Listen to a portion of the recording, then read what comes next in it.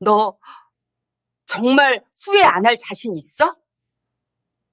시어머니가 아가씨에게 집 두 채를 다 넘겨주겠다고 선언했을 때 제 남편은 박수까지 쳤습니다. 그리고 다음날 시어머니는 뻔뻔하게 짐을 싸들고 저희 집에 노후를 맡기겠다며 쳐들어왔죠. 8년간의 헌신이 물거품이 되는 순간이었습니다. 하지만 시어머니는 몰랐습니다. 남편의 손에 들려있던 것은 저와 남편의 이름이 나란히 적힌 부산지사 발령장이었다는 것을요. 이 모든 것은 남편이 설계한 치밀한 복수극의 서막에 불과했습니다. 이제 저희 부부의 통쾌한 반격이 시작됩니다. 황혼의 이야기 구독과 좋아요를 누르시면 곧바로 사이다 같은 이야기가 펼쳐집니다. 그날의 기억은 아직도 생생합니다. 모든 것이 무너지던 그날 오후로 여러분을 초대합니다. 저는 아직도 그날 오후를 똑똑히 기억합니다. 여느 때와 다를 바 없는 평범한 오후였죠. 해질녘의 햇살이 베란다에 머물고 저녁밥 짓는 냄새가 작은 주방에 은은하게 퍼져나가고 있었습니다. 모든 것이 평온해서 비록 부유하지는 않아도 이만하면 충분히 따뜻한 삶이라고 생각하게 만드는 그런 풍경이었습니다. 제가 주방에서 과일을 깎고 있을 때였습니다. 막 사과를 깎으려던 참에 거실에 계시던 시어머니 김 여사님의 목소리가 들려왔습니다. 아주 평범한 이야기를 하듯 높낮이 없는 담담한 목소리였죠. 나 결정했다. 집 두 채 전부 지해주기로. 제 손에 들려있던 과도가 순간 멈칫했습니다. 못 들어서가 아니라 믿을 수가 없어서였습니다. 저는 과일 접시를 들고 밖으로 나갔습니다. 손이 어찌나 떨리던지 잘라놓은 오렌지 몇 조각이 접시 밖으로 굴러떨어졌습니다. 바닥에 떨어지는 툭툭 소리와 함께 제 마음도 함께 무너져 내리는 것 같았습니다. 저는 식탁에 접시를 내려놓으며 애써 차분한 목소리를 유지하려 했지만 떨림을 감출 수는 없었습니다. 어머니, 방금 뭐라고 하셨어요? 집 두 채 말이다. 사소한 것도 아닌데 그 집들은 결코 사소한 재산이 아니었습니다. 한 채는 서울 중심가에 있는 낡은 아파트였습니다. 오래되긴 했지만 그 가치는 적어도 수십억 원은 좋게 넘었죠. 다른 한 채는 2년 전 새로 산 신축 아파트였습니다. 그때 저희 부부도 인테리어 비용으로 수천만 원을 보탰습니다. 제게 그것은 단순한 재산이 아니었습니다. 수년간의 노력과 희생, 가족의 화목을 위해 참고 인내했던 세월 그 자체였습니다. 그런데 이제 와서 아무렇지도 않은 한마디에 그 모든 것이 신우, 이 지혜의 것이 되어버린 겁니다. 지혜는 그때 시어머니 옆에 앉아 있었습니다. 예쁘게 네일아트를 받은 손을 무릎 위에 올려놓고 감출 수 없는 더위의 미소를 입가에 띠고 있었죠. 저보다 몇 살 어린 지혜는 작은 사업을 하는 남편과 결혼해 넉넉하지는 않아도 부족함 없이 살고 있었습니다. 반면 저희 부부는 결혼 8년 차 월세방에서 시작해 한 푼 두 푼 모아 지금 살고 있는 작은 아파트를 겨우 장만했습니다. 매달 100만 원이 넘는 대출금을 갚느라 어깨가 무거웠죠. 하지만 시어머니 눈에는 저희의 이런 노력은 아무것도 아닌 것처럼 보였습니다. 내가 분명히 말했잖니. 김 여사님은 찻잔을 내려놓으며 저를 힐끗 쳐다봤습니다. 그 눈빛에는 일말의 미안함조차 없었죠. 지혜가 더 고생이 많아. 걔 남편이 내 남편만 못하니 내가 어미로서 챙겨야지. 저는 남편 민준 씨를 돌아봤습니다. 그가 제 편에 서서 한마디라도 해주길, 적어도 그게 무슨 말이냐고 되물어주기라도 하길 바랐습니다. 하지만 그는 고개를 숙인 채 휴대폰만 들여다보고 있었습니다. 마치 이 모든 대화가 자신과는 아무 상관없다는 듯이요. 제 심장이 차갑게 식어갔습니다. 어머니, 그래도 다시 한번 생각해 보시면 안 될까요? 저는 최대한 부드럽게 말했습니다. 저희도 경제적으로 힘들고 이제 아이도 가지려고 하는데요. 그건 너희 사정이지. 김 여사님은 제 말을 잘랐습니다. 목소리는 단호해졌죠? 지혜는 벌써 임신 3개월이야. 집이 더 필요하다고. 너희는 지금 사는 집도 충분하잖니. 뭘 더 바라? 사람 욕심이 과하면 못 써. 욕심이 과하다는 두 단어가 따기처럼 제 뺨을 후려쳤습니다. 저는 그 자리에 얼어붙은 채 두 손을 꽉 쥐었습니다. 지난 8년간 시어머니가 아프시면 제가 간호했습니다. 집안 대소사는 모두 제 몫이었죠. 지혜 결혼식 때도 축의금 한 푼 아끼지 않았습니다. 작년에 시어머니가 수술 받으셨을 땐 보름이나 휴가를 내고 병원에서 밤을 새웠습니다. 그런데 이제 와서 제가 욕심 많은 며느리가 된 겁니다. 저는 깊게 숨을 들이쉬며 모든 억울함을 삼켰습니다. 저는 단지 그 결정이 합리적이지 않다고 생각할 뿐이에요. 합리적이지 않다니 뭐가. 김 여사님은 손을 휘저으며 참을성 없다는 표정을 지었습니다. 내 집이야. 내가 누구한테 주든 내 마음이지. 오늘은 그냥 통보하러 온 거다. 다음 주에 명예 이전 서류 처리할 거니까 그렇게 알아. 말을 마친 시어머니는 집문서 2개를 꺼내 지혜에게 쓱 건넸습니다. 지혜는 환하게 웃으며 그것을 받아들었습니다. 저를 쳐다보지도 않았죠. 온몸에 찬 기운이 흘렀습니다. 저는 마지막 희망을 걸고 다시 남편을 바라봤습니다. 거의 애원하는 눈빛이었죠. 그리고 마침내 그가 고개를 들었습니다. 저는 그가 무슨 말이라도 할 줄 알았습니다. 하지만 아니었습니다. 그는 손뼉을 쳤습니다. 1번, 2번, 3번. 조용한 거실에 울려 퍼지는 박수 소리는 너무나 날카로워서 제 가슴 속 무언가가 산산조각 나는 것 같았습니다. 아, 좋은 결정인데요. 지혜한테 더 필요하죠. 오빠랑 형님으로서 당연히 응원해야지. 민준 씨가 웃었습니다.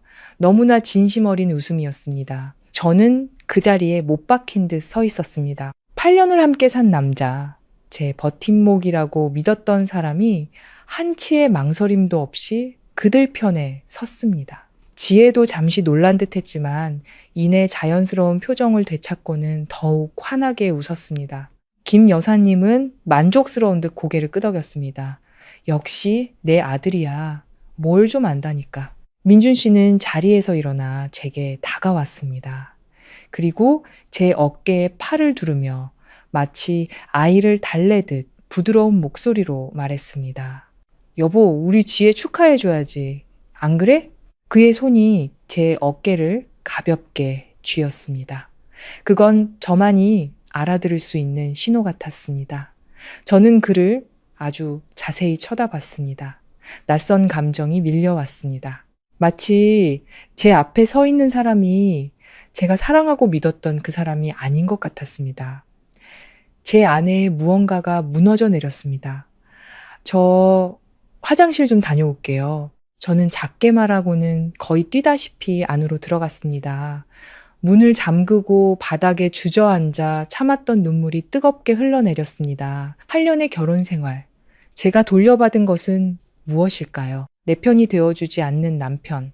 단 한 번도 저를 가족으로 생각하지 않은 시어머니. 모든 것을 당연하게 여기는 시누이. 밖에서는 여전히 웃음소리가 들려왔습니다. 그들은 집을 어떻게 수리할지, 아기 방은 어떻게 꾸밀지 이야기하고 있었습니다. 마치 저는 존재하지 않는 사람처럼요. 저는 눈물을 닦고 거울을 봤습니다. 붉게 충혈된 눈이 한 여자가 저를 바라보고 있었습니다. 서연아, 너 정말 불쌍하다. 하지만 이상하게도 눈물이 마르자 마음속 연약함은 사라졌습니다. 대신 차갑고 단단한 무언가가 자리 잡기 시작했습니다. 저는 세수를 하고 머리를 정돈한 뒤 밖으로 나갔습니다. 괜찮아? 민준 씨가 걱정스러운 듯 물었습니다. 괜찮아. 저는 자리에 앉으며 심지어 미소까지 지어 보였습니다. 어머니 말씀이 맞아요. 지혜가 임신했으니 먼저 챙겨야죠. 김 여사님은 만족스럽게 고개를 끄덕였고 지혜는 가식적인 미소를 지었습니다. 고마워요, 형님. 그래, 저는 고개를 끄덕였습니다. 마음은 이상할 정도로 평온했죠. 나중에 필요한 거 있으면 말하고. 제 마음속 문 하나가 완전히 닫혔다는 사실은 저 자신만이 알고 있었습니다. 그날 저녁, 저는 평소처럼 저녁을 준비하고 집을 치우고 지난 8년간 그래왔듯 며느리의 역할을 다했습니다. 김 여사님은 마치 큰 은혜를 베풀듯 드물게 제 음식 솜씨를 칭찬하기도 했습니다. 시어머니와 시누이가 돌아간 후 집은 다시 고요해졌습니다. 제가 설거지를 하고 있을 때 민준 씨가 들어왔습니다. 제 옆에 잠시 서 있더니 나지막이 물었습니다. 아직도 화났어? 저는 그를 쳐다보지 않았습니다. 당신 생각은 어때? 그가 저를 거실로 끌고 가 가방에서 서류 한 뭉치를 꺼냈습니다. 이것부터 봐. 펼쳐보니 2장의 발령장이었습니다. 하나는 남편의 것, 다른 하나는 제 것이었죠. 둘 다 지금보다 연봉과 대우가 훨씬 좋은 다른 도시의 지사로 발령이 난다는 내용이었습니다. 부산이었습니다. 저는 할 말을 잃었습니다. 당신 미리 알고 있었어? 민준 씨가 고개를 끄덕이며 나직하게 말했습니다. 어머니가 어떤 분인지 알잖아. 명예 이전 얘기를 꺼내실 때부터 짐작했어. 저는 그를 바라봤습니다. 가슴이 아프면서도 혼란스러웠습니다. 그런데 왜 아까 박수를 친 거야? 그가 씁쓸하게 웃었습니다. 그렇게 연기까지 하지 않으면 그들이 어떻게 자기들 속내를 다 드러내겠어? 저는 침묵했습니다. 차가운 바람이 마음을 스쳐 지나갔지만 이번에는 고통이 아니었습니다. 정신이 번쩍 들게 하는 냉철함이었죠. 민준 씨가 제 손을 잡으며 천천히 말했습니다. 이제부터 그들은 우리에게서 아무것도 가져갈 수 없을 거야. 저는 눈앞의 남자를 바라봤습니다. 아주 오랜만에 그에게서 낯설음이 아닌 전혀 다른 무언가를 느꼈습니다. 어쩌면 모든 것은 이제 막 시작된 것일지도 모릅니다. 그날 밤 2장의 발령장을 보고 난 후 저는 아무것도 할 마음이 생기지 않았습니다. 겉으로는 평온한 척 했지만 좁은 집은 갑자기 숨막히게 느껴졌습니다. 물건 때문이 아니라 머릿속을 가득 채운 생각들 때문이었죠. 겹겹이 쌓인 생각들은 무겁고 혼란스러웠습니다. 하지만 민준 씨는 달랐습니다. 무서울 정도로 침착했죠. 그는 책상 앞에 앉아 노트북을 켜고 업무 메일을 확인하는 한편 앞으로 며칠간 해야 할 일들을 꼼꼼히 메모했습니다. 업무 인수인계, 집을 내놓기 위한 부동산 연락, 비행기 표 예매, 부산에서의 임시 거처 마련까지 모든 것이 명확하고 질서정연하게 정리되어 있었습니다. 마치 갑작스러운 결정이 아니라 아주 오래전부터 준비해온 계획처럼요. 저는 그의 등 뒤에 서서 그 모습을 바라봤습니다. 마음속에 이상한 감정이 피어올랐습니다. 분노도 기쁨도 아니었습니다. 안도감과 불안감이 뒤섞인 복잡한 감정이었죠. 민준 씨. 제가 조용히 불렀습니다. 그가 돌아보며 부드러운 눈빛으로 대답했습니다. 이거 언제부터 생각했어요? 그는 잠시 침묵하더니 고개를 끄덕였습니다. 한 2주 됐어. 2주. 시어머니가 명의 이전 얘기를 꺼내기도 전이었습니다. 저는 의자에 앉았습니다. 마치 지금까지 전혀 알지 못했던 거대한 흐름에 휩쓸린 기분이었습니다. 왜 나한테 말 안 했어요? 당신이 연기 못할까 봐. 민준 씨는 가볍게 한숨을 쉬며 미안한 듯 말했습니다. 어머니는 눈치가 빨라. 당신 반응이 진짜가 아니면 바로 의심하셨을 거야. 저는 씁쓸하게 웃었습니다. 그럼 내 연기가 꽤 성공적이었네요. 그렇죠. 민준 씨는 저를 바라봤습니다. 그의 눈빛이 깊어졌습니다. 연기가 아니라 진짜였지. 그 말에 저는 할 말을 잃었습니다. 맞습니다.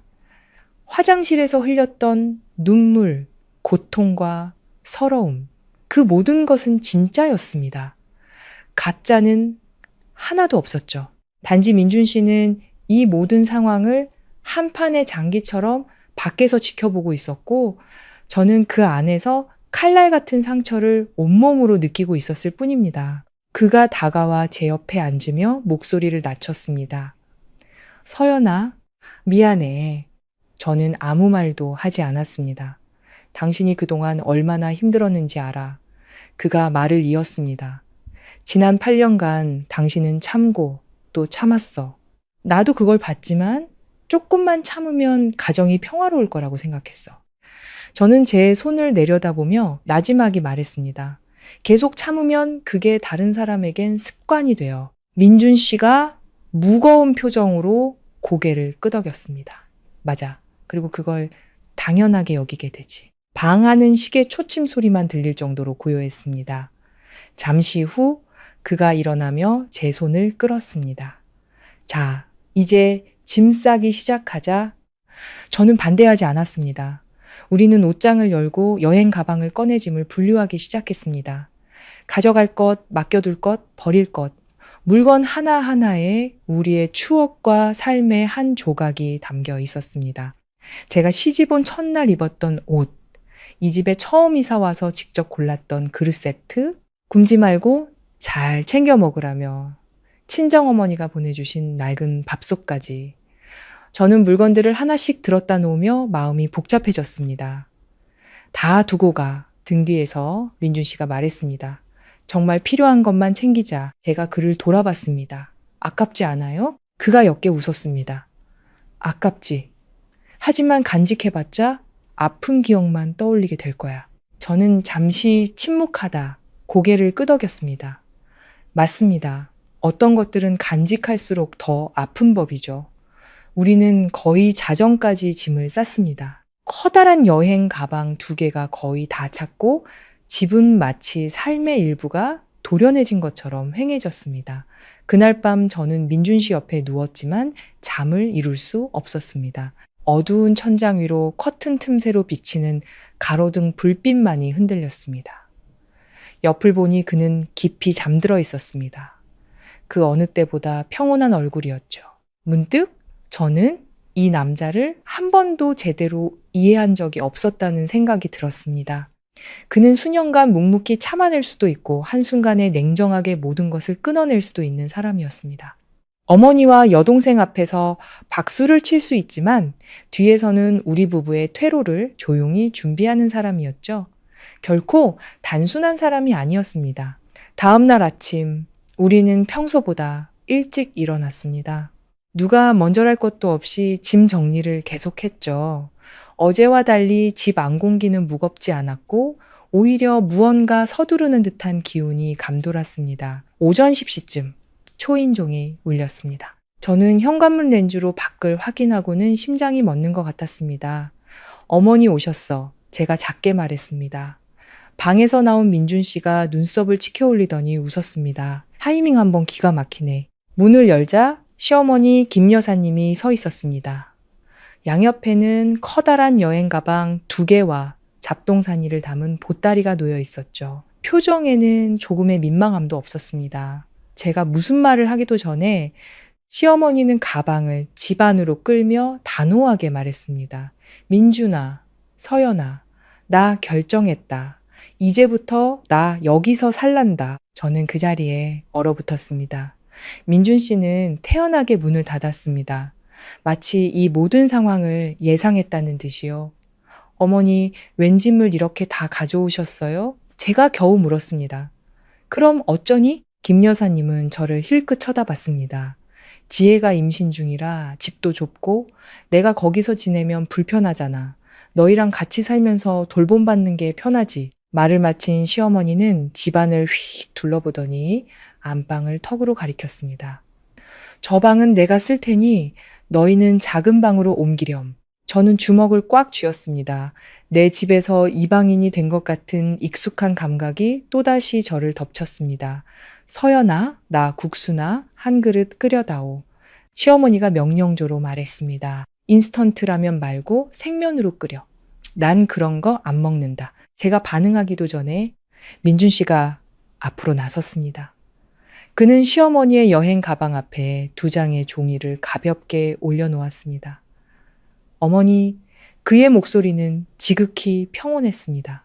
이미 늦었습니다. 김 여사님이 미간을 찌푸렸습니다. 뭐가 늦어? 저희 발령받았습니다. 민준 씨가 시어머니의 눈을 똑바로 쳐다보며 말했습니다. 오늘 오후 비행기입니다. 공기가 얼어붙었습니다. 김 여사님은 종이를 내려다봤다가 짐이 반쯤 빠져 횡한 집 안을 둘러봤습니다. 그녀의 눈빛은 놀라움에서 불신으로 변해갔습니다. 말도 안 돼. 그녀가 중얼거렸습니다. 너희 지금 나를 속이는 거지? 속이는 거 아닙니다.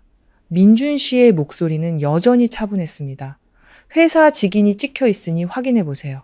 시어머니가 종이를 낚아채려 했지만 민준 씨가 손을 더 높이 들었습니다. 천천히요. 똑똑히 보세요, 어머니. 김 여사님은 그 자리에 멍하니 서 있었습니다. 그럼 나는? 목소리가 떨리기 시작했습니다. 민준 씨가 입꼬리를 살짝 올렸습니다.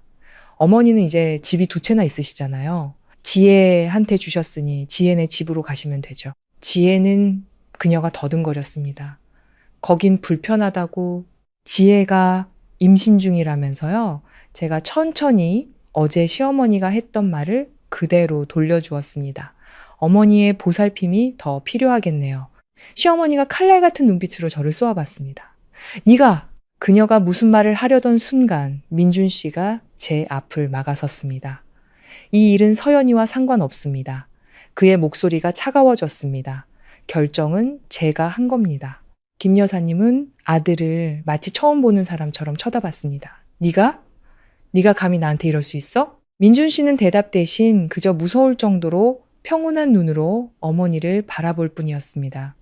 어머니, 그가 또박또박 말했습니다. 어머니께서 모든 재산을 지혜에게 주기로 결정하셨을 때 제 생각은 하셨습니까? 그 질문은 비수와 같았습니다. 김 여사님은 그 자리에 얼어붙어 입을 열었다가 다시 닫았습니다.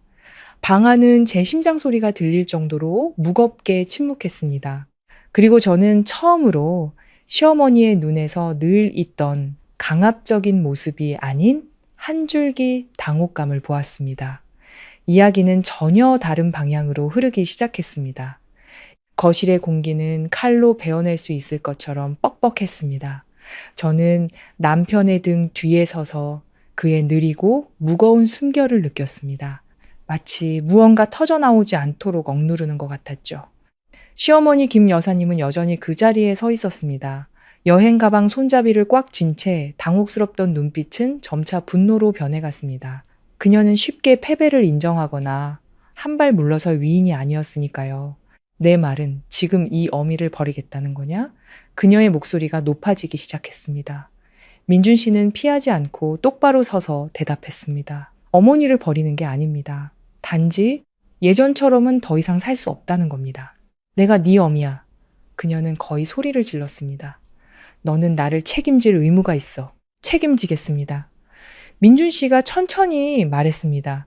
하지만 그 책임이 어머니께서 하고 싶은 대로 다 하시게 내버려 두는 것을 의미하지는 않습니다. 그 말에 저는 깜짝 놀랐습니다. 지난 8년간 남편이 어머니에게 그런 말투로 이야기하는 것을 들어본 적이 없었습니다. 거칠거나 무례하지는 않았지만 한 글자 한 글자가 마치 방금 그어진 경계선처럼 명확하고 단호했습니다. 김 여사님은 붉어진 눈으로 아들을 쏘아봤습니다. 저것이 저 서연이가 너를 부추긴 거지? 내가 그럴 줄 알았어. 저것이 이 집에 들어온 날부터 네가 변했어. 저는 아무 반응도 하지 않고 가만히 서 있었습니다.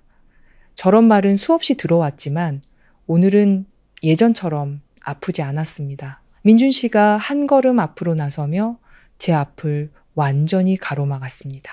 어머니, 말씀드렸지 않습니까? 이 일은 서연이와 상관없다고요. 상관이 없어? 저것이 아니었으면 네가 감히 나한테 이런 식으로 말을 해? 민준 씨는 바로 대답하지 않았습니다.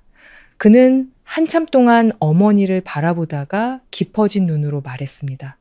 그럼 어머니 한번 생각해 보세요. 서연이가 없었다면 제가 지난 8년을 견딜 수 있었을까요? 그 질문에 김 여사님은 말을 잃었고 제 심장은 저릿해졌습니다.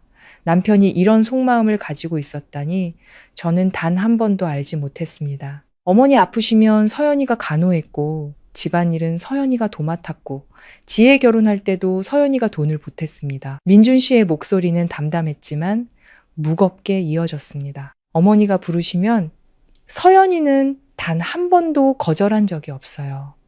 어머니는 며느리가 이 가정을 위해 무엇을 했는지 단 한 번이라도 생각해 보신 적 있습니까?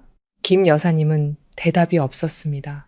아마 한 번도 생각해 본 적이 없거나 생각했더라도 대수롭지 않게 여겼을 겁니다. 어머니는 단 한 가지만 기억하시죠. 민준 씨가 말했습니다. 서연이는 어머니의 친딸이 아니라는 것.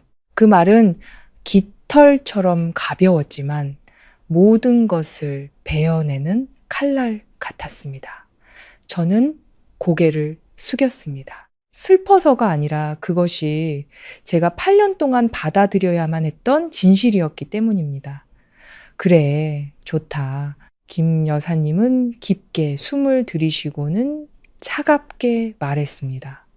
너희가 그렇게 나온다면 나도 할 말은 해야겠다. 나 오늘 어디 안 가. 여기서 살 거다. 말을 마친 그녀는 여행 가방을 끌고 안방으로 향했습니다. 어머니, 민준 씨가 그녀를 불렀습니다. 그녀는 걸음을 멈췄지만 돌아보지는 않았습니다. 그 방, 저희가 이미 다 비웠습니다. 그가 말했습니다. 그녀가 이해할 수 없다는 눈빛으로 돌아봤습니다. 비웠다니 무슨 소리야? 침대도 다 처분했습니다. 민준 씨가 대답했습니다. 내일 집 보러 사람이 오기로 했습니다. 그 말은 마치 강력한 한방 같았습니다. 집을 보러 와? 김 여사님은 멍해졌습니다. 너 대체 무슨 짓을 하려는 거냐? 전세 놓으려고요. 민준 씨가 짧게 말했습니다. 저희가 이사 가면 집이 비는데 아깝잖아요. 그녀는 집안을 둘러봤습니다. 그제야 비로소 포장된 상자들, 횡한 공간, 떠날 준비의 흔적들을 제대로 본 것 같았습니다. 너 정말 가는구나. 목소리가 작아졌습니다. 네. 민준 씨가 고개를 끄덕였습니다. 길고 무거운 침묵이 흘렀습니다. 그러다 갑자기 그녀는 여행 가방 위에 주저앉더니 손으로 무릎을 치며 울기 시작했습니다. 내가 이 고생을 하려고 너를 키웠나? 이 어미한테 어떻게 이럴 수가 있어? 그녀의 울음소리가 집안에 날카롭게 울려 퍼졌습니다. 예전 같았으면 저는 허둥지둥 달려가 달래고 이웃들이 들을까봐 걱정했을 겁니다. 하지만 오늘은 가만히 서 있었습니다. 무심해서가 아니라 어떤 눈물은 순수한 슬픔 이상의 의미를 담고 있다는 것을 알기 때문이었습니다. 민준 씨도 다가가지 않았습니다. 그는 그저 서서 흔들림 없는 눈으로 자신의 어머니를 바라봤습니다. 어머니, 그가 말했습니다. 제가 불효자라고 생각하신다면 받아들이겠습니다. 김 여사님이 놀라서 고개를 들었습니다. 하지만 저도 더 이상 끝도 없이 주기만 하는 기계처럼 살 수는 없습니다. 민준 씨는 낮지만 확고한 목소리로 말을 이었습니다. 저에게도 가정이 있고 제 아내를 지켜야 할 책임이 있습니다. 저는 남편을 돌아봤습니다. 아내를 지킨다는 말을 저는 처음 들어봤습니다. 그 평범한 한마디가 이전에 들었던 그 어떤 사과의 말보다도 무겁게 다가왔습니다. 너는 결국 저것을 택한 거구나. 그녀가 저를 손가락으로 가리키며 분노로 떨리는 목소리로 말했습니다. 민준 씨는 피하지 않았습니다. 저는 제 가정을 택한 겁니다.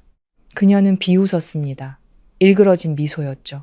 그래, 잘났다. 그럼 이제부터 나한테는 너 같은 아들 없다. 그 말은 모든 관계를 끊어내는 선언과 같았습니다. 저는 숨을 죽였지만 민준 씨는 그저 작게 고개를 끄덕일 뿐이었습니다. 어머니께서 그게 옳다고 생각하신다면요. 다툼도 매달림도 없었습니다. 그저 차가운 수용만이 있었죠. 김 여사님은 아들을 바라봤습니다. 그녀의 눈빛은 분노에서 두려움으로 서서히 변해가고 있었습니다. 아마 그녀는 처음으로 늘 순종적이던 아들이 정말로 변했다는 것을 깨달았을 겁니다. 너 나중에 후회 안 할 자신 있어? 그녀의 목소리가 갈라졌습니다. 민준 씨는 잠시 침묵하더니 말했습니다. 이걸 더 일찍 하지 못한 것을 후회할 뿐입니다. 그 대답은 마지막 문까지 닫아버리는 것 같았습니다. 그녀는 더 이상 아무 말도 울음도 없이 조용히 일어나 여행 가방을 끌고 문으로 향했습니다. 그녀의 발걸음은 들어올 때와 달리 눈에 띄게 느려졌습니다. 꼿꼿하던 등이 보이지 않는 무게에 짓눌린 듯 약간 굽어 있었습니다. 문 앞에서 그녀는 돌아보지 않고 멈춰 섰습니다. 앞으로 너희는 돌아올 생각 마라. 그녀가 작게 말했습니다. 민준 씨는 대답하지 않았습니다. 저도 마찬가지였습니다. 문이 열리고 닫혔습니다. 가벼운 소리였지만 제 마음속에서는 아주 오랫동안 울렸습니다. 저는 텅 빈 공간을 바라보며 서 있었습니다. 시끄러운 소리도 격렬한 파괴도 없었지만 많은 것을 휩쓸고 간 폭풍을 겪은 기분이었습니다. 우리 너무 심했나요? 제가 작게 물었습니다. 민준 씨는 바로 대답하지 않았습니다. 그는 바닥에 남아있던 오렌지 조각들을 주워 식탁에 올려놓고 나서야 말했습니다. 당신은 어때? 저는 잠시 생각하다 고개를 저었습니다. 모르겠어요. 그가 부드러운 눈빛으로 저를 바라봤습니다. 나도 모르겠어. 하지만 한 가지는 확실히 알아. 뭔데요? 만약 오늘 우리가 이렇게 하지 않았다면 그가 말했습니다. 10년 뒤에도 모든 것은 그대로였을 거야. 저는 침묵했습니다. 맞습니다. 변하지 않으면 영원히 똑같을 겁니다. 아니, 어쩌면 더 나빠졌을지도 모르지. 그가 덧붙였습니다. 저는 작게 고개를 끄덕였습니다. 마음 한구석이 여전히 무거웠지만 더 이상 혼란스럽지는 않았습니다. 마치 골맞던 상처를 도려낸 것처럼 아프지만 깨끗해진 기분이었습니다. 자, 민준 씨가 제 어깨를 가볍게 두드렸습니다. 맞아, 정리하자. 아직 할 일이 많아. 저는 일어나 정리를 계속했습니다. 하지만 이번에는 더 이상 마음이 무겁지 않았습니다. 여행 가방에 담기는 물건 하나하나가 과거의 한 페이지를 닫는 것 같았습니다. 그날 오후 우리는 떠날 것입니다. 이 집뿐만 아니라 삶의 한 시절로부터 그리고 저는 알고 있었습니다. 앞날이 쉽진 않겠지만 적어도 이것은 우리 스스로가 선택한 길이라는 것을요. 문이 닫힌 후 집은 이상할 정도로 고요해졌습니다. 울음소리도 원망도 사라지고 벽구석마다 스며드는 차가운 공백만이 남았습니다. 저는 닫힌 문을 잠시 바라봤습니다. 마음은 가벼워졌지만 동시에 텅 빈 공허함이 느껴졌습니다. 민준 씨는 그곳에 오래 서 있지 않았습니다. 그는 돌아와 여행 가방을 거실 중앙으로 끌어다 놓으며 아무 일도 없었다는 듯 태연하게 말했습니다. 이제 몇 개 안 남았네. 마저 정리하고 좀 쉬자. 저는 고개를 끄덕였습니다. 우리는 방금 있었던 일에 대해 더 이상 이야기하지 않았습니다. 하지만 우리 둘 다 알고 있었습니다. 삶의 한 단락이 정말로 끝났다는 것을. 짐 정리는 더 빨라졌습니다. 남은 물건들은 깔끔하게 상자에 담기고 분류되었습니다. 예전에는 절대 버리지 못할 거라고 생각했던 것들도 지금은 쉽게 내려놓을 수 있었습니다. 저는 화장대 서랍을 열어 은팔찌 하나를 꺼냈습니다. 시집 온 첫 해에 시어머니가 주신 선물이었습니다. 그때는 지금처럼 까다롭지 않으셨고 가끔 웃으며 말씀하시기도 했습니다. 저도 언젠가는 가족으로 받아들여질 거라고 생각했던 날들이 있었죠. 저는 팔찌를 손에 쥐고 가볍게 돌려보았습니다. 그때는 어머님이 저를 예뻐하신다고 생각했어요. 제가 나지막이 말했습니다. 옷을 개던 민준 씨가 잠시 동작을 멈추고 저를 바라보더니 말했습니다. 아마 그랬던 적도 있겠지. 저는 더 묻지 않았습니다.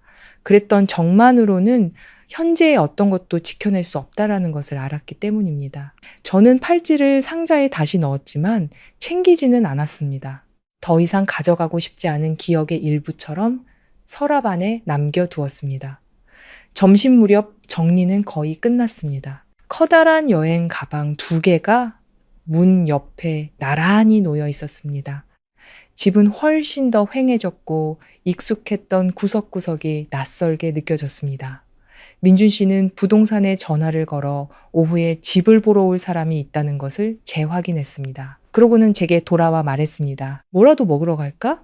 오후에 공항 가야 하잖아. 저는 집을 마지막으로 한번 둘러보고 고개를 끄덕였습니다. 그래요, 가요. 우리는 아파트 단지 근처의 단골 백반집으로 갔습니다. 바빠서 밥을 못할 때마다 들르던 곳이었죠. 주인 아주머니는 여전히 우리를 알아보고 평소처럼 물었습니다. 오늘은 뭐 먹을 거야? 저는 미소 지으며 대답했습니다. 늘 먹던 걸로 주세요. 자리에 앉아 저는 민준 씨를 바라봤습니다. 그는 천천히 서두르지 않고 식사했지만 머릿속으로는 여전히 여러 가지를 계산하고 있다는 것을 알 수 있었습니다. 후회 안 해요? 제가 물었습니다. 뭐가? 그가 고개를 들었습니다. 이 모든 거요. 이 집, 어머님 그리고 우리가 쏟아부었던 시간들까지 민준 씨는 잠시 침묵하다 젓가락을 내려놓았습니다. 후회하지. 하지만 후회한다고 해서 돌아갈 수 있다는 뜻은 아니야. 저는 고개를 끄덕였습니다. 그 대답만으로 충분했습니다. 식사를 마치고 집으로 돌아왔을 때 문 앞에 서 있는 사람을 발견했습니다. 시누이 지혜였습니다. 그녀는 문 앞에 서서 과일 바구니를 들고 있었습니다. 어제와 달리 얼굴에는 생기가 없었고 대신 긴장감이 역력했습니다. 우리를 본 지혜가 다가오며 떨리는 목소리로 불렀습니다. 오빠! 형님! 민준 씨는 놀란 기색 없이 문을 열고 먼저 안으로 들어갔습니다. 지혜는 잠시 망설이다 따라 들어왔고 저도 가방을 내려놓고 그녀를 돌아봤습니다. 무슨 일이야? 지혜는 거실 한가운데 서서 짐이 빠져 휑한 집을 둘러보며 당황한 눈빛을 감추지 못했습니다. 오빠랑 형님 정말 가시는 거예요? 그녀가 물었습니다. 민준 씨는 바로 대답하지 않고 물 한 잔을 따라 식탁에 놓은 뒤에야 말했습니다. 보면 모르겠어? 지혜는 입술을 깨물었습니다. 저는 일이 이렇게 될 줄은 몰랐어요. 그녀가 작게 말했습니다. 저는 아무 말 없이 그녀를 바라봤습니다. 참 익숙한 변명이었습니다. 일이 어떻게 됐는데? 민준 씨가 물었습니다. 지혜는 고개를 들고 다급하게 말했습니다. 그게 엄마 일, 집 문제. 저는 그냥 말로만 하시는 줄 알았지. 오빠랑 형님이 정말로 뭐? 민준 씨가 되물었습니다. 정말로 이렇게 떠나버리실 줄은 몰랐어요. 그녀가 말했습니다. 오빠는 아들이잖아요. 어떻게 이럴 수가 있어요? 민준 씨가 희미하게 웃었지만 그 웃음에는 즐거움이 없었습니다. 엄마가 너한테 집 다 주셨잖아. 네가 엄마 모실 생각은 안 하고? 지혜는 멈칫했습니다. 모시기 싫다는 게 아니고요. 그녀가 황급히 해명했습니다. 제가 지금 임신 중이라 몸도 안 좋고 집도 좁아서요. 집이 좁으면 넓은 집으로 이사하면 되잖아. 제가 말했습니다. 그녀가 저를 돌아봤습니다. 눈빛에 약간의 불쾌감이 서려 있었죠. 형님은 말씀은 쉽게 하시지만 이사하는 게 어디 간단한 일이에요? 그럼 집 두 채를 받는 건 간단한 일이었고 제가 되물었습니다. 그 질문에 그녀는 입을 다물었습니다. 다시 침묵이 흘렀습니다. 잠시 후 지혜가 목소리를 낮췄습니다. 오빠, 형님, 우리 엄마랑 다시 이야기해보면 안 될까요? 집을 다시 나누는 것도 괜찮고 꼭 이렇게까지 할 필요는 필요 없어. 민준 씨가 말을 잘랐습니다. 그의 목소리는 크지 않았지만 아주 단호했습니다. 나누고 안 나누고는 이제 중요하지 않아. 문제는 집이 아니야. 지혜는 이해할 수 없다는 듯 그를 쳐다봤습니다. 그럼 뭔데요? 대우의 문제지. 제가 조용히 말했습니다. 지난 8년간 제가 말을 이었습니다. 나는 너랑 아무것도 다툰 적이 없어. 하지만 너랑 어머님은 단 한 번도 나를 가족으로 대우하지 않았어. 지혜는 무언가 말하려 입을 열었지만 이내 다물었습니다. 이제 너는 집이 생겼잖아. 제가 부드럽게 말했습니다. 그러니 네가 어머님을 모시는 게 맞아. 하지만 저는 그녀가 더듬거렸습니다. 저는 감당할 수가 없어요. 감당할 수 없으면 받지를 말았어야지. 민준 씨가 말했습니다. 그 말은 마치 마지막 쐐기를 박는 것 같았습니다. 지혜는 굳어진 채 가방 손잡이를 꽉 쥐고 서 있었습니다. 오빠, 정말 저 안 도와주실 거예요? 그녀의 목소리가 울먹이기 시작했습니다. 민준 씨는 그녀의 눈을 똑바로 바라봤습니다. 나는 이미 너를 8년 동안 도와줬어. 지혜는 고개를 숙였습니다. 어깨가 가늘게 떨리는 것이 보였지만 이번에는 달려가 위로해주고 싶은 마음이 들지 않았습니다. 제가 냉정해서가 아니었습니다. 오늘 제가 마음 약해지면 내일 모든 것이 다시 원점으로 돌아갈 것이라는 걸 알았기 때문입니다. 오빠랑 형님, 정말 가시는 거예요? 지혜가 다시 물었습니다. 민준 씨가 대답했습니다. 그녀는 체념한 듯 고개를 끄덕이고는 갑자기 저를 돌아봤습니다. 형님, 죄송해요. 저는 약간 놀랐습니다. 그녀에게서 이 말을 듣는 것은 처음이었습니다. 제가 생각이 짧았어요. 그녀의 눈에서 눈물이 떨어지기 시작했습니다. 저는 그냥 집이 생기면 고생 덜 할 거라고만 생각했지 이런 결과가 올 줄은 몰랐어요. 저는 그녀를 바라봤습니다. 분노는 사라졌지만 마음이 약해지지도 않았습니다. 이제라도 알았으면 스스로 책임져. 제가 말했습니다. 그녀는 고개를 끄덕이며 더 많은 눈물을 흘렸습니다. 아무도 더 이상 말을 잇지 않았습니다. 잠시 후 지혜는 과일 바구니를 식탁에 내려놓았습니다. 이거 오빠랑 형님 드시라고 사온 건데 민준 씨는 손대지 않았습니다. 저도 마찬가지였습니다. 그녀는 잠시 더 서 있다가 등을 돌려 문으로 향했습니다. 문을 열기 전 그녀는 멈춰서서 작게 말했습니다. 제가 엄마 잘못이도록 노력할게요. 아무도 대답하지 않았고 문은 다시 닫혔습니다. 이번에는 소란도 극적인 장면도 없었습니다. 그저 모든 것보다 더 무거운 침묵만이 남았죠. 저는 의자에 앉아 길게 한숨을 내쉬었습니다. 정말 끝났네요. 제가 말했습니다. 민준 씨가 고개를 끄덕였습니다. 끝났어. 하지만 저는 마음속으로 알고 있었습니다. 이것은 끝이 아니라 더 큰 변화의 시작일 뿐이라는 것을. 지혜가 떠난 뒤 저는 이전처럼 닫힌 문을 오래 바라보지 않았습니다. 안으로 들어와 소파에 천천히 주저앉았죠.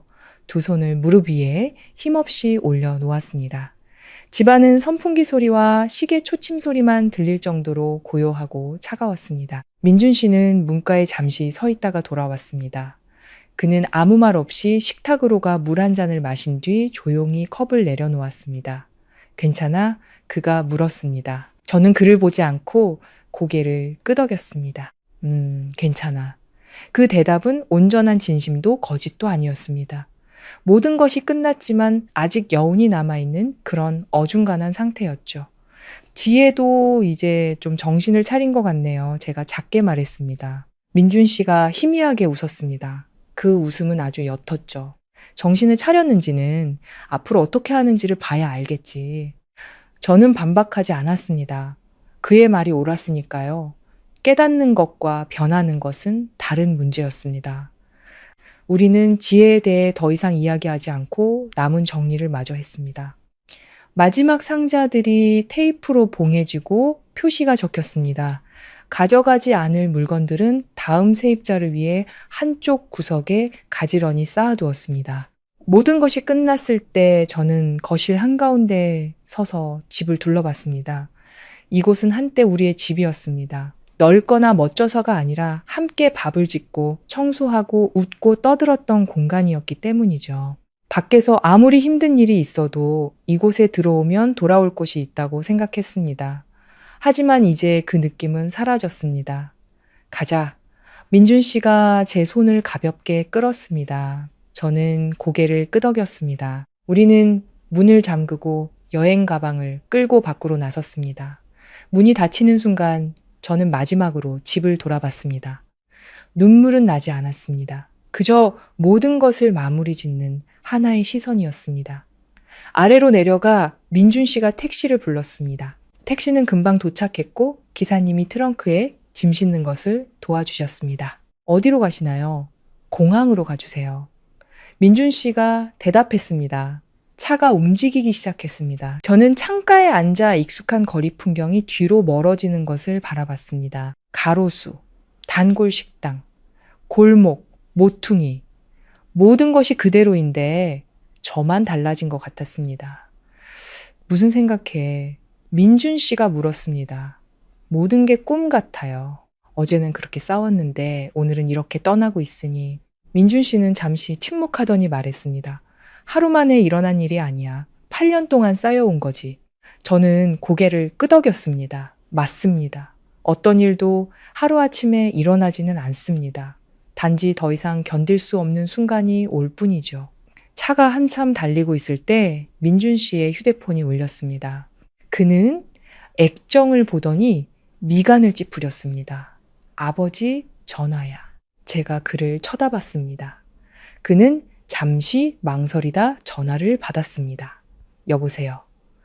시아버지의 다급한 목소리가 들려왔습니다. 민준아, 너 지금 어디냐? 공항 가는 길입니다. 민준 씨가 차분하게 대답했습니다. 공항이라고? 시아버지는 말을 잃었습니다. 너 정말 가는 거냐? 네. 전화기 너머로 잠시 침묵이 흘렀습니다. 이내 시아버지의 목소리가 낮아졌습니다. 내 엄마가 아침부터 아무것도 안 먹고 저러고 앉아있다. 와서 엄마랑 얘기 좀 해라. 민준 씨는 앞만 바라보며 표정 변화 없이 말했습니다. 저는 할 말 다 했습니다. 그래도 네 엄이 아니냐. 시아버지의 목소리가 부드러워졌습니다. 일시적으로 저러는 거겠지. 아버지. 민준 씨가 말을 잘랐습니다. 목소리는 공손했지만 단호했습니다. 일시적인 게 아닙니다. 그 말을 듣는 제 마음도 무거워졌습니다. 그럼 이대로 내버려 둘 셈이냐? 시아버지가 물었습니다. 민준 씨가 가볍게 한숨을 쉬었습니다. 내버려 두는 게 아니라 돌아가지 않는 겁니다. 다시 침묵이 흘렀습니다. 잠시 후 시아버지가 천천히 말했습니다. 너는 모르겠지만 지금 이 집 난리가 났다. 민준 씨는 대답이 없었습니다. 내 엄마랑 지혜랑 아침부터 대판 싸웠어. 시아버지가 말을 이었습니다. 지혜는 엄마 못 모시겠다고 하고 내 엄마는 집 다 줘버려서 갈 데도 없다고 하고. 저는 민준 씨를 쳐다봤습니다. 그는 여전히 침묵을 지켰습니다. 내가 너한테 전화한 건 억지로 돌아오라고 하는 게 아니다. 시아버지의 목소리는 지쳐 있었습니다. 단지 일이 너무 멀리 와버린 것 같아서 그런다. 민준 씨가 잠시 눈을 감았다 떴습니다. 아버지, 어제 어머니께서 그런 결정을 하지 않으셨다면 일은 이렇게 되지 않았을 겁니다. 나도 안다. 시아버지가 작게 말했습니다. 하지만 지금은 일을 만든 사람이 책임져야죠. 민준 씨가 말했습니다. 그 말에 저도 시아버지도 침묵했습니다. 잠시 후 시아버지가 한숨을 쉬었습니다. 너도 이제 다 컸으니 더는 말 않겠다. 다만 나중에 후회할 일은 만들지 마. 네. 민준 씨가 대답했습니다. 전화가 끊기고 차는 다시 고요해졌습니다. 제가 그를 보며 물었습니다. 마음이 힘들지는 않아요? 민준 씨는 바로 대답하지 않고 창밖을 바라봤습니다. 그의 눈빛은 어딘가 멀리가 있었습니다. 힘들지. 그런데도 왜? 돌아가면 그가 말했습니다. 모든 것이 다시 반복될 테니까. 저는 이해했습니다. 우리는 도망치는 것이 아니라 선택하는 것이었습니다. 공항에 도착해 우리는 짐을 붙이고 탑승 대기 구역에 앉아 기다렸습니다. 주위에는 낯선 사람들 뿐이었습니다. 저마다의 사연을 안고 바쁘게 움직이거나 들떠 있거나 슬퍼 보였죠. 모든 여행에는 이유가 있습니다. 그리고 우리의 여행에는 무언가를 끊어내는 이유가 있었습니다. 서연아, 민준 씨가 불렀습니다. 나중에 만약 어머니가 변하신다면 당신은 받아들일 수 있겠어? 저는 아주 오랫동안 생각했습니다. 모르겠어요. 저는 솔직하게 말했습니다. 민준 씨가 고개를 끄덕였습니다. 나도 마찬가지야. 우리는 더 이상 말 없이 서로를 바라봤습니다. 잠시 후 탑승 안내 방송이 울려 퍼졌습니다. 민준 씨가 일어나 여행 가방을 끌며 제게 말했습니다. 가자. 저는 일어나 그를 따랐습니다. 발걸음은 생각보다 가벼웠습니다. 비행기가 이륙할 때 저는 창밖을 내다봤습니다. 도시는 점점 작아지고 익숙했던 거리들은 희미한 빗줄기로 변해갔습니다. 저는 눈을 감았습니다. 마음속 혼란은 사라지고 텅 비었지만 가벼운 감각만이 남았습니다. 한 챕터가 닫혔고 앞에는 새로운 챕터가 기다리고 있었습니다. 새로운 도시에 비행기가 착륙한 것은 해질녘이었습니다.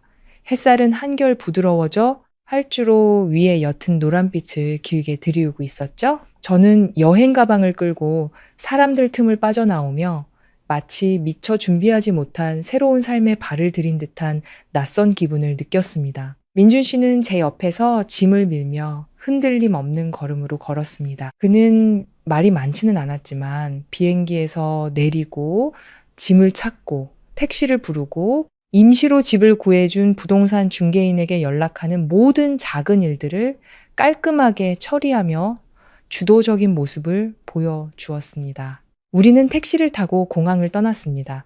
창밖으로 펼쳐지는 새로운 도시는 서울보다 넓고 한산하고 길고 조용한 도로들이 인상적이었습니다. 익숙한 풍경도 낡은 기억도 없었습니다.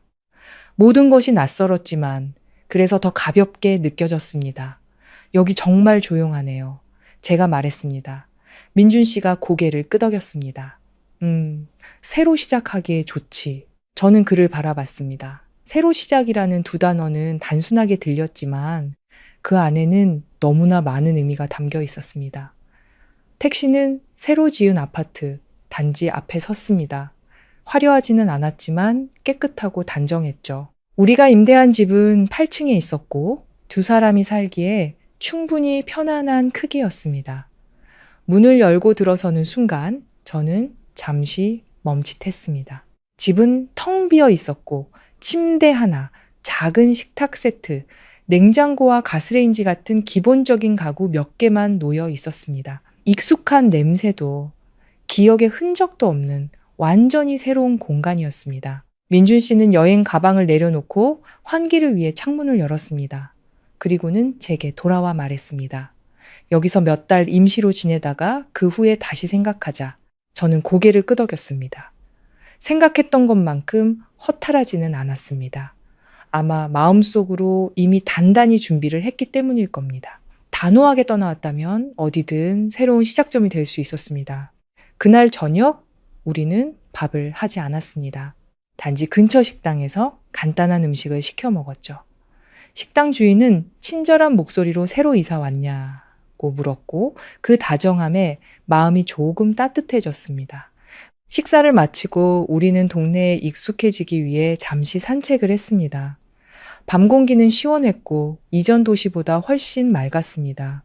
저는 깊게 숨을 들이쉬었습니다. 가슴이 가벼워지는 기분이었습니다. 어때? 민준 씨가 물었습니다. 나쁘지 않아요. 제가 대답하며 어깨 웃었습니다. 적어도 우리를 힘들게 하는 사람은 없잖아요. 민준 씨도 웃었지만 그의 눈빛에는 무언가 깊은 생각이 담겨 있었습니다. 하지만 이제 다른 문제들과 마주해야겠지. 저는 그가 무슨 말을 하는지 이해했습니다. 새로운 삶이 쉽다는 의미는 아니었죠. 새로운 직장, 새로운 환경, 모든 것을 처음부터 다시 시작해야 했습니다. 하지만 적어도 우리는 함께였습니다. 그날 밤 우리는 일찍 잠자리에 들었습니다. 방은 고요했고 소음도 지난 며칠처럼 머릿속을 어지럽히는 생각도 없었습니다. 저는 민준 씨 옆에 누워 그의 고른 숨소리를 느끼다 어느새 깊은 잠에 빠져들었습니다. 그 후 며칠은 빠르게 지나갔습니다. 우리는 새로운 직장에 출근하기 시작했고 매일이 바빴습니다.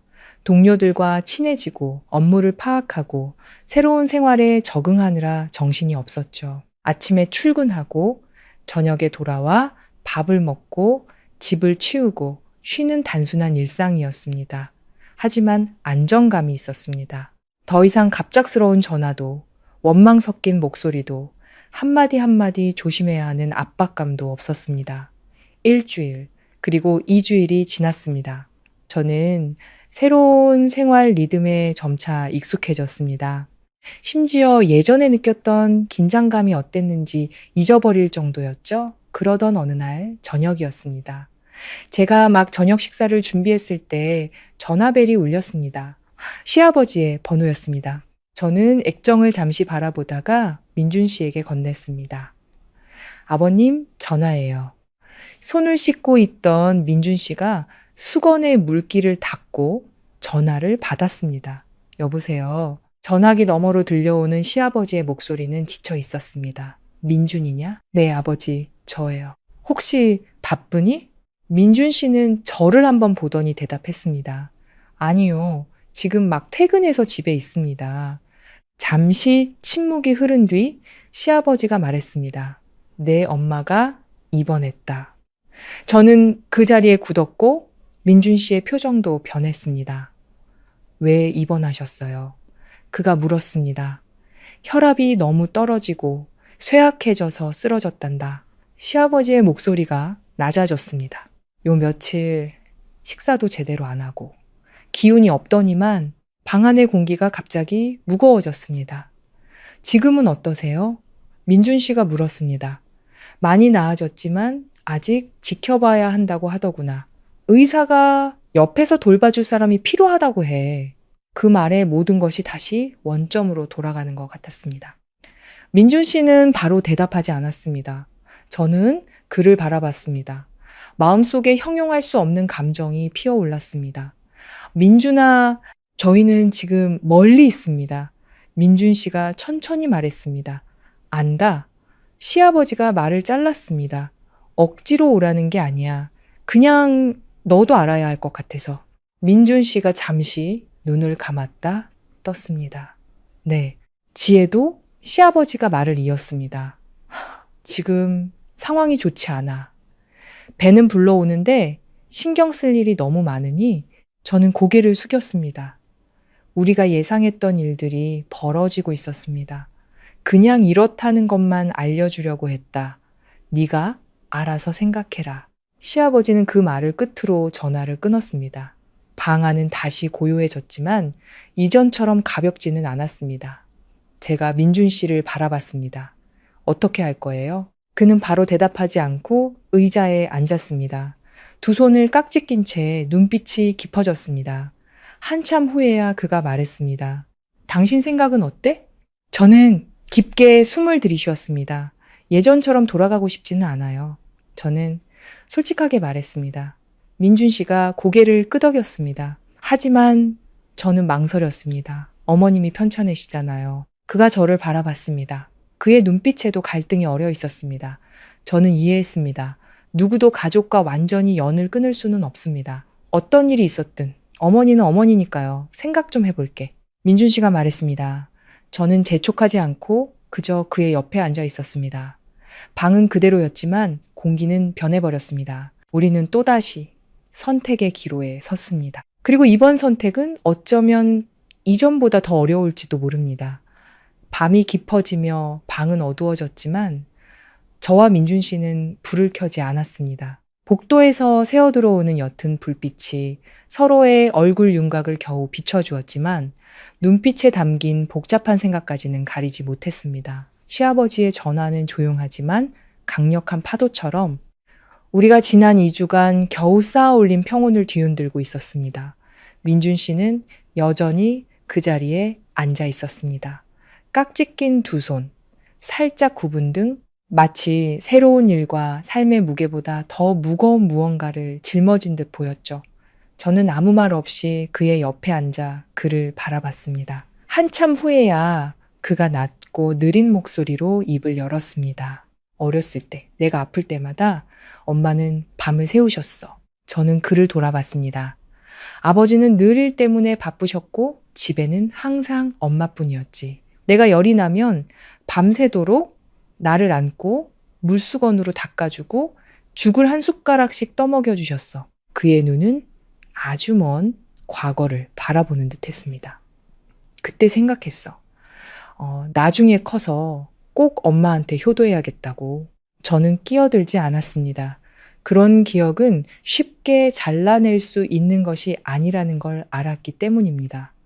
그런데 그가 가볍게 한숨을 쉬었습니다. 언제부터 모든 게 변했는지 모르겠어. 제가 조용히 물었습니다. 어머님도 지금 두려우신 건 아닐까요? 민준 씨가 저를 봤습니다. 두려워? 그가 되물었습니다. 네, 제가 말했습니다.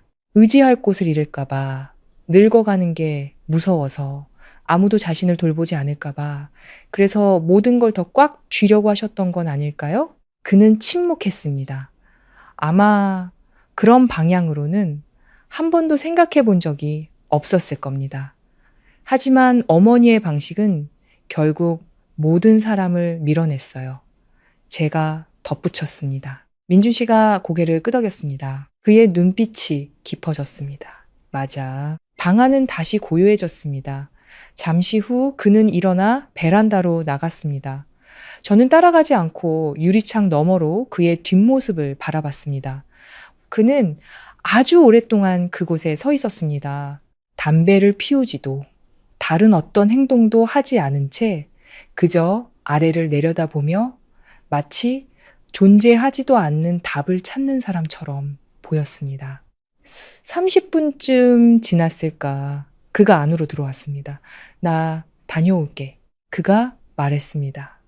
저는 놀라지 않았습니다. 예상하고 있었으니까요. 언제요? 제가 물었습니다. 내일. 그가 대답했습니다. 저는 고개를 끄덕였습니다. 다툼도 망설임도 없었습니다. 이미 마음속으로 준비하고 있던 수용이었습니다. 당신은 여기 있어. 그가 말을 이었습니다.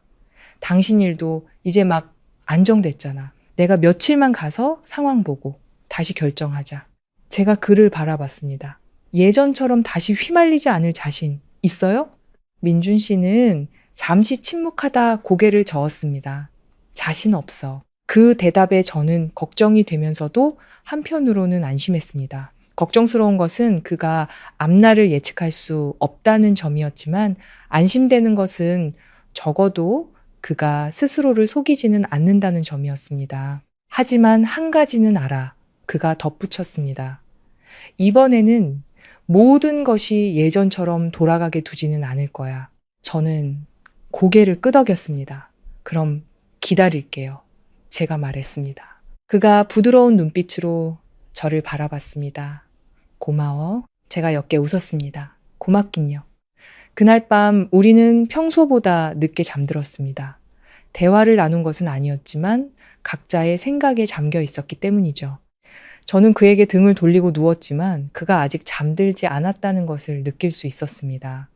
불규칙한 숨소리, 가끔 뒤척이는 소리, 그의 마음속에서 무언가 치열하게 저울질되고 있는 것 같았습니다. 다음 날 아침, 저는 일찍 일어나 간단한 아침 식사를 준비했습니다. 민준 씨도 따라 일어났지만 평소보다 말이 없었죠. 그는 비행기표와 신분증을 다시 확인하고 작은 가방에 옷 몇 벌을 챙겼습니다. 집 안 공기는 긴장되지는 않았지만 설명하기 힘든 침묵이 흘렀습니다. 이거 먹어요. 제가 식탁에 죽을 내려놓았습니다. 민준 씨는 자리에 앉아 천천히 식사했습니다. 너무 걱정하지 마. 그가 저를 안심시키려는 듯 말했습니다. 돌아가려고 가는 거 아니야. 알아요. 제가 대답했습니다. 그는 무언가 더 말하고 싶은 듯 했지만 이내 그만두었습니다. 식사를 마치고 우리는 함께 문을 나섰습니다. 저는 그를 배웅하며 아래층에서 택시를 기다렸습니다. 택시가 도착하자 민준 씨는 차문을 열고 저를 돌아봤습니다.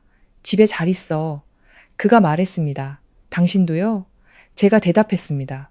그는 고개를 끄덕이고 차에 올랐습니다. 차가 움직이기 시작했습니다. 그를 태운 차는 저를 다시 한번 혼자 남겨두고 떠났습니다. 하지만 이번의 느낌은 달랐습니다. 이별이 아니라 미처 끝내지 못한 일들을 해결하기 위한 잠시 동안의 거리였습니다.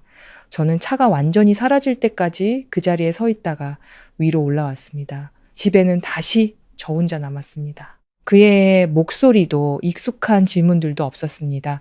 곁에 누군가 있다는 느낌도 사라졌죠. 하지만 예전처럼 외롭지는 않았습니다. 그가 다시 돌아올 것이라는 것을 알았기 때문일지도 모릅니다. 그 후 며칠간 저는 평범한 일상을 이어갔습니다.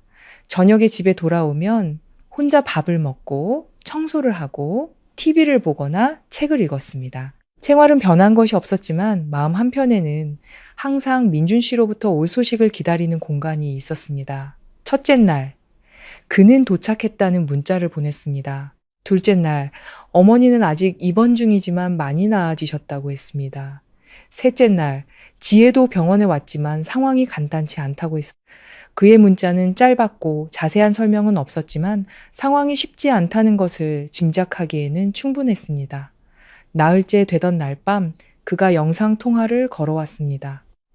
화면에 비친 그의 얼굴은 더 피곤해 보였습니다. 눈 밑에는 다크서클이 있었지만 여전히 평정을 유지하고 있었죠. 저녁 먹었어? 그가 물었습니다. 네, 제가 대답했습니다.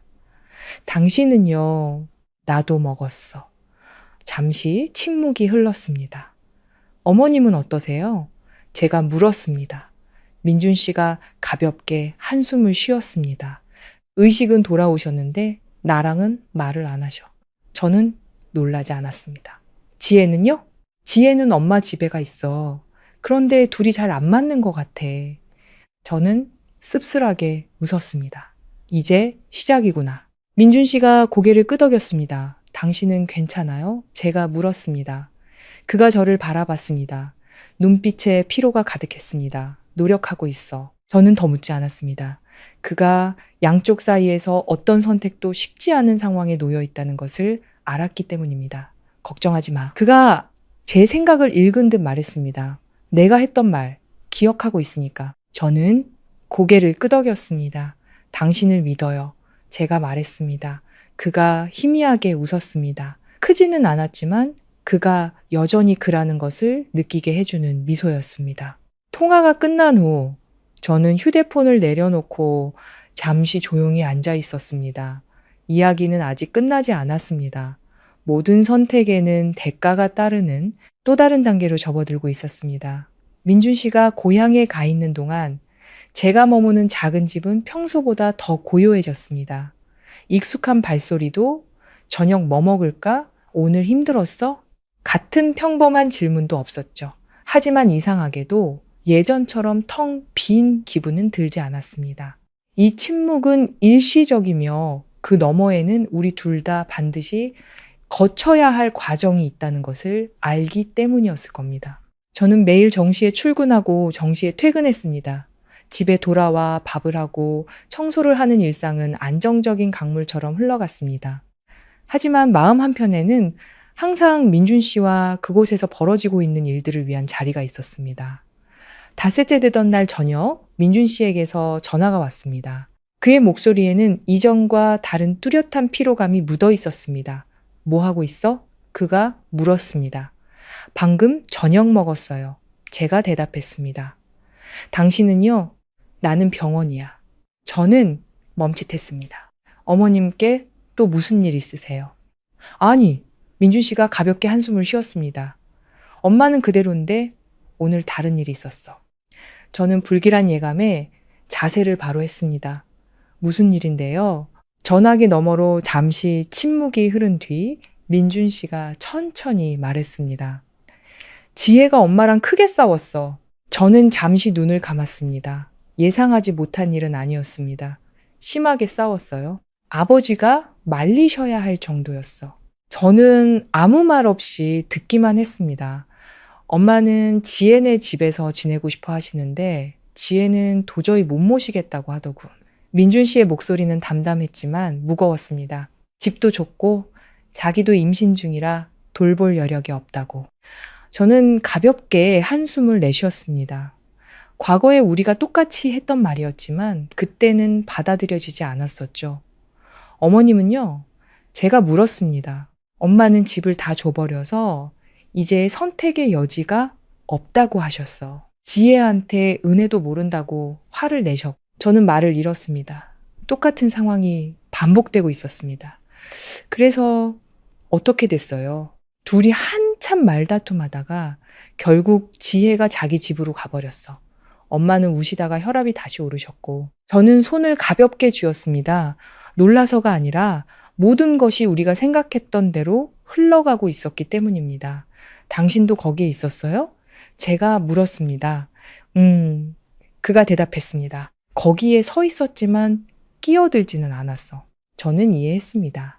그가 원하지 않아서가 아니라 어떤 문제들은 말로 해결할 수 없다는 것을 알았기 때문이겠죠. 어떤 기분이었어요? 제가 물었습니다. 민준 씨는 잠시 침묵하더니 말했습니다. 마치 과거의 내 모습을 다시 보는 것 같았어. 그가 보지 못했지만 저는 작게 고개를 끄덕였습니다. 예전에는 엄마가 말씀하시면 거절할 수가 없었지. 지금 지혜가 딱 그 입장이 된 거야. 저는 통쾌함보다는 어딘가 씁쓸한 기분이 들었습니다. 지혜한테 무슨 말 했어요? 아니, 그냥 지켜보기만 했어. 그 대답은 현재의 민준 씨다운 대답이었습니다. 개입하지도 판단하지도 않고 그저 상황이 스스로 드러나도록 관찰하는 것. 아마 지혜도 직접 겪어봐야 알겠지. 그가 말했습니다. 저는 동의했습니다. 누구도 대신 배워줄 수 없는 교훈이 있으니까요. 어머님이 우리에 대해서 뭐라고 안 하세요? 민준 씨가 희미하게, 그러나 즐거움 없이 웃었습니다. 하셨지. 저는 기다렸습니다. 우리가 여기 있었으면 일이 이 지경까지는 안 왔을 거라고 하시더군. 저는 작게 웃었지만 마음은 움직이지 않았습니다. 당신은 뭐라고 대답했어요? 아무 대답도 안 했어. 그냥 모든 건 각자의 선택이 만든 결과라고만 했지. 저는 침묵했습니다. 단순하지만 그 말만으로 충분했습니다. 혹시 화났어? 민준 씨가 물었습니다. 아니요. 그냥 모든 것이 제자리를 찾아가는 것 같다라는 생각이 들어요. 민준 씨는 더 이상 아무 말도 하지 않았습니다. 우리는 잠시 각자의 생각을 정리할 시간을 가졌습니다. 아무래도 며칠 더 있어야 할 것 같아 그가 말했습니다. 네, 다 해결하고 와요. 혼자 괜찮겠어? 괜찮아요. 이제 익숙해요. 민준 씨가 옅게 웃었습니다. 곧 돌아갈게. 상황 봐서요. 너무 서두르지는 마세요. 통화가 끝나고 저는 한참 동안 조용히 앉아 있었습니다. 강렬한 감정은 없었습니다. 분노도 슬픔도 기쁨도 아니었죠. 단지 모든 것이 제자리로 마땅히 있어야 할 균형점으로 나아가고 있다는 명확한 느낌만이 있었습니다.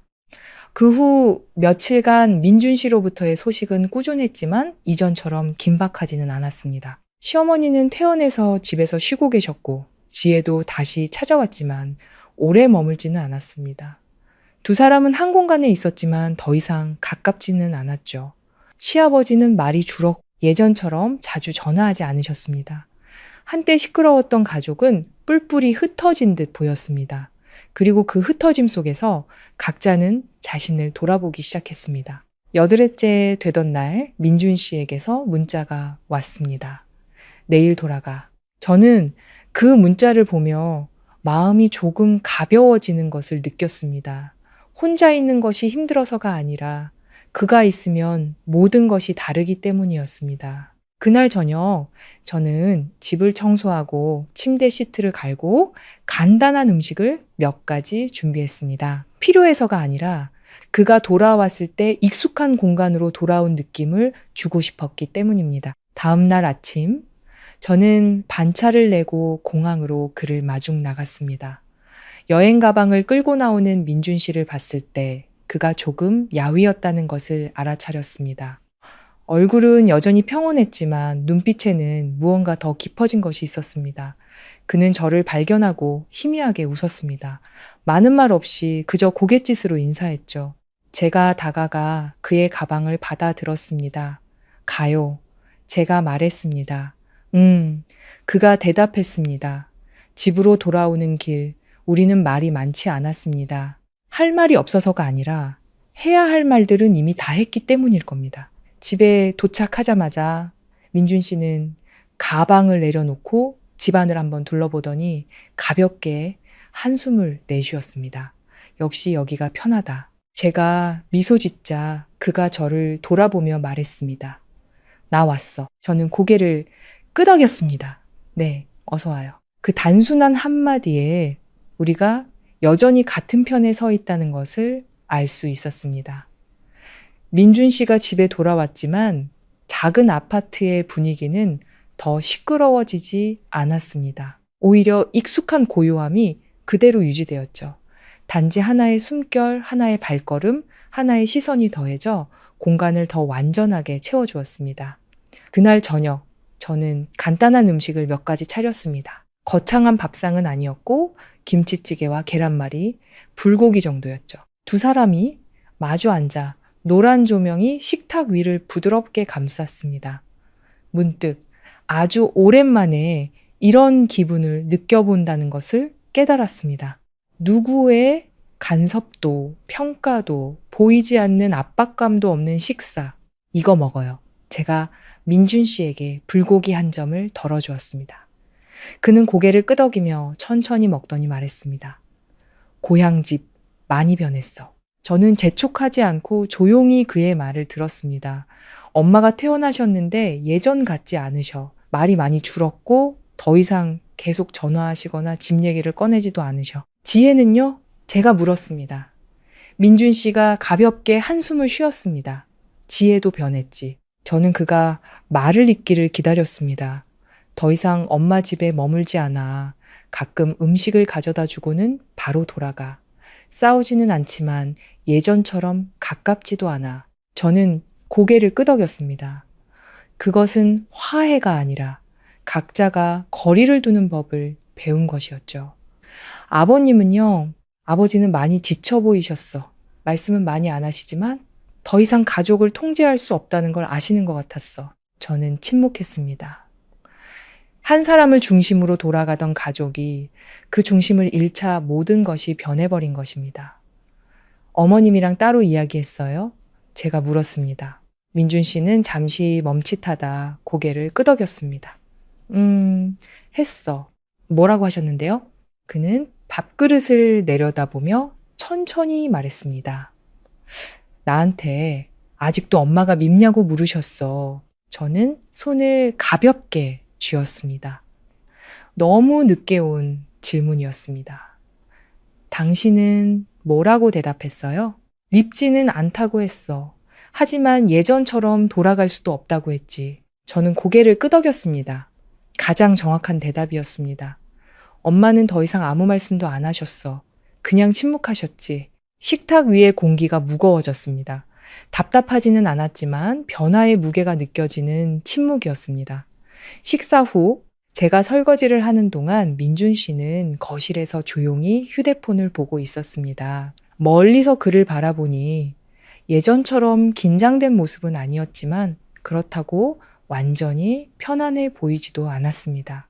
마치 폭풍을 겪고 안전한 곳으로 돌아왔지만 아직 여진이 남아있는 사람 같았죠. 그날 밤 우리는 소파에 나란히 앉았습니다. TV도 켜지 않고 많은 대화도 없이 그저 편안한 침묵 속에 있었습니다. 서연아, 민준 씨가 불렀습니다. 만약 언젠가 엄마가 여기로 오신다면 그가 천천히 말했습니다. 당신은 어떻게 할 거야? 그 질문에 저는 잠시 멈칫했습니다. 바로 대답하지 않았습니다. 답이 없어서가 아니라 감정에 휩쓸리지 않고 확실한 답을 하고 싶었기 때문입니다. 거절하지는 않을 거예요. 잠시 후 제가 말했습니다. 하지만 무조건 받아들이지도 않을 거예요. 민준 씨가 저를 바라봤습니다. 제 말은 어머니가 오시더라도 명확한 경계선이 있어야 한다는 뜻이에요. 예전처럼은 안 돼요. 제가 덧붙였습니다. 그가 고개를 끄덕였습니다. 나도 그렇게 생각해. 대화는 거기서 멈췄습니다. 더 이상 말이 필요 없었습니다. 우리 둘 다 만약 다시 관계를 맺게 된다면 그것은 완전히 다른 형태의 관계여야 한다는 것을 이해했기 때문입니다. 그 후 우리의 삶은 점차 안정을 되찾았습니다. 민준 씨는 다시 일에 복귀했고 저도 마찬가지였습니다. 아침에 출근하고 저녁에 집에 돌아오고 주말에는 함께 장을 보거나 산책을 했습니다. 특별한 사건도 드라마도 없는 평범한 날들이었지만 그 평범함이 주는 안도감이 있었습니다. 그러던 어느 날 오후였습니다. 제가 회사에 있을 때 낯선 번호로 전화가 걸려왔습니다. 여보세요. 저 서연 형님 맞으시죠? 전화기 너머는 지혜의 목소리였습니다. 저는 조금 놀랐습니다. 맞아. 무슨 일이야? 잠시 침묵이 흐른 뒤 그녀가 말했습니다. 형님, 저랑 잠깐 통화하실 수 있으세요? 시계를 보니 아직 근무 시간이었지만 그녀의 목소리가 심상치 않았습니다. 말해봐. 저 지금 병원이에요. 지혜의 목소리가 떨렸습니다. 엄마가 또 입원하셨어요. 심장이 쿵 내려앉았습니다. 이번에는 심각해?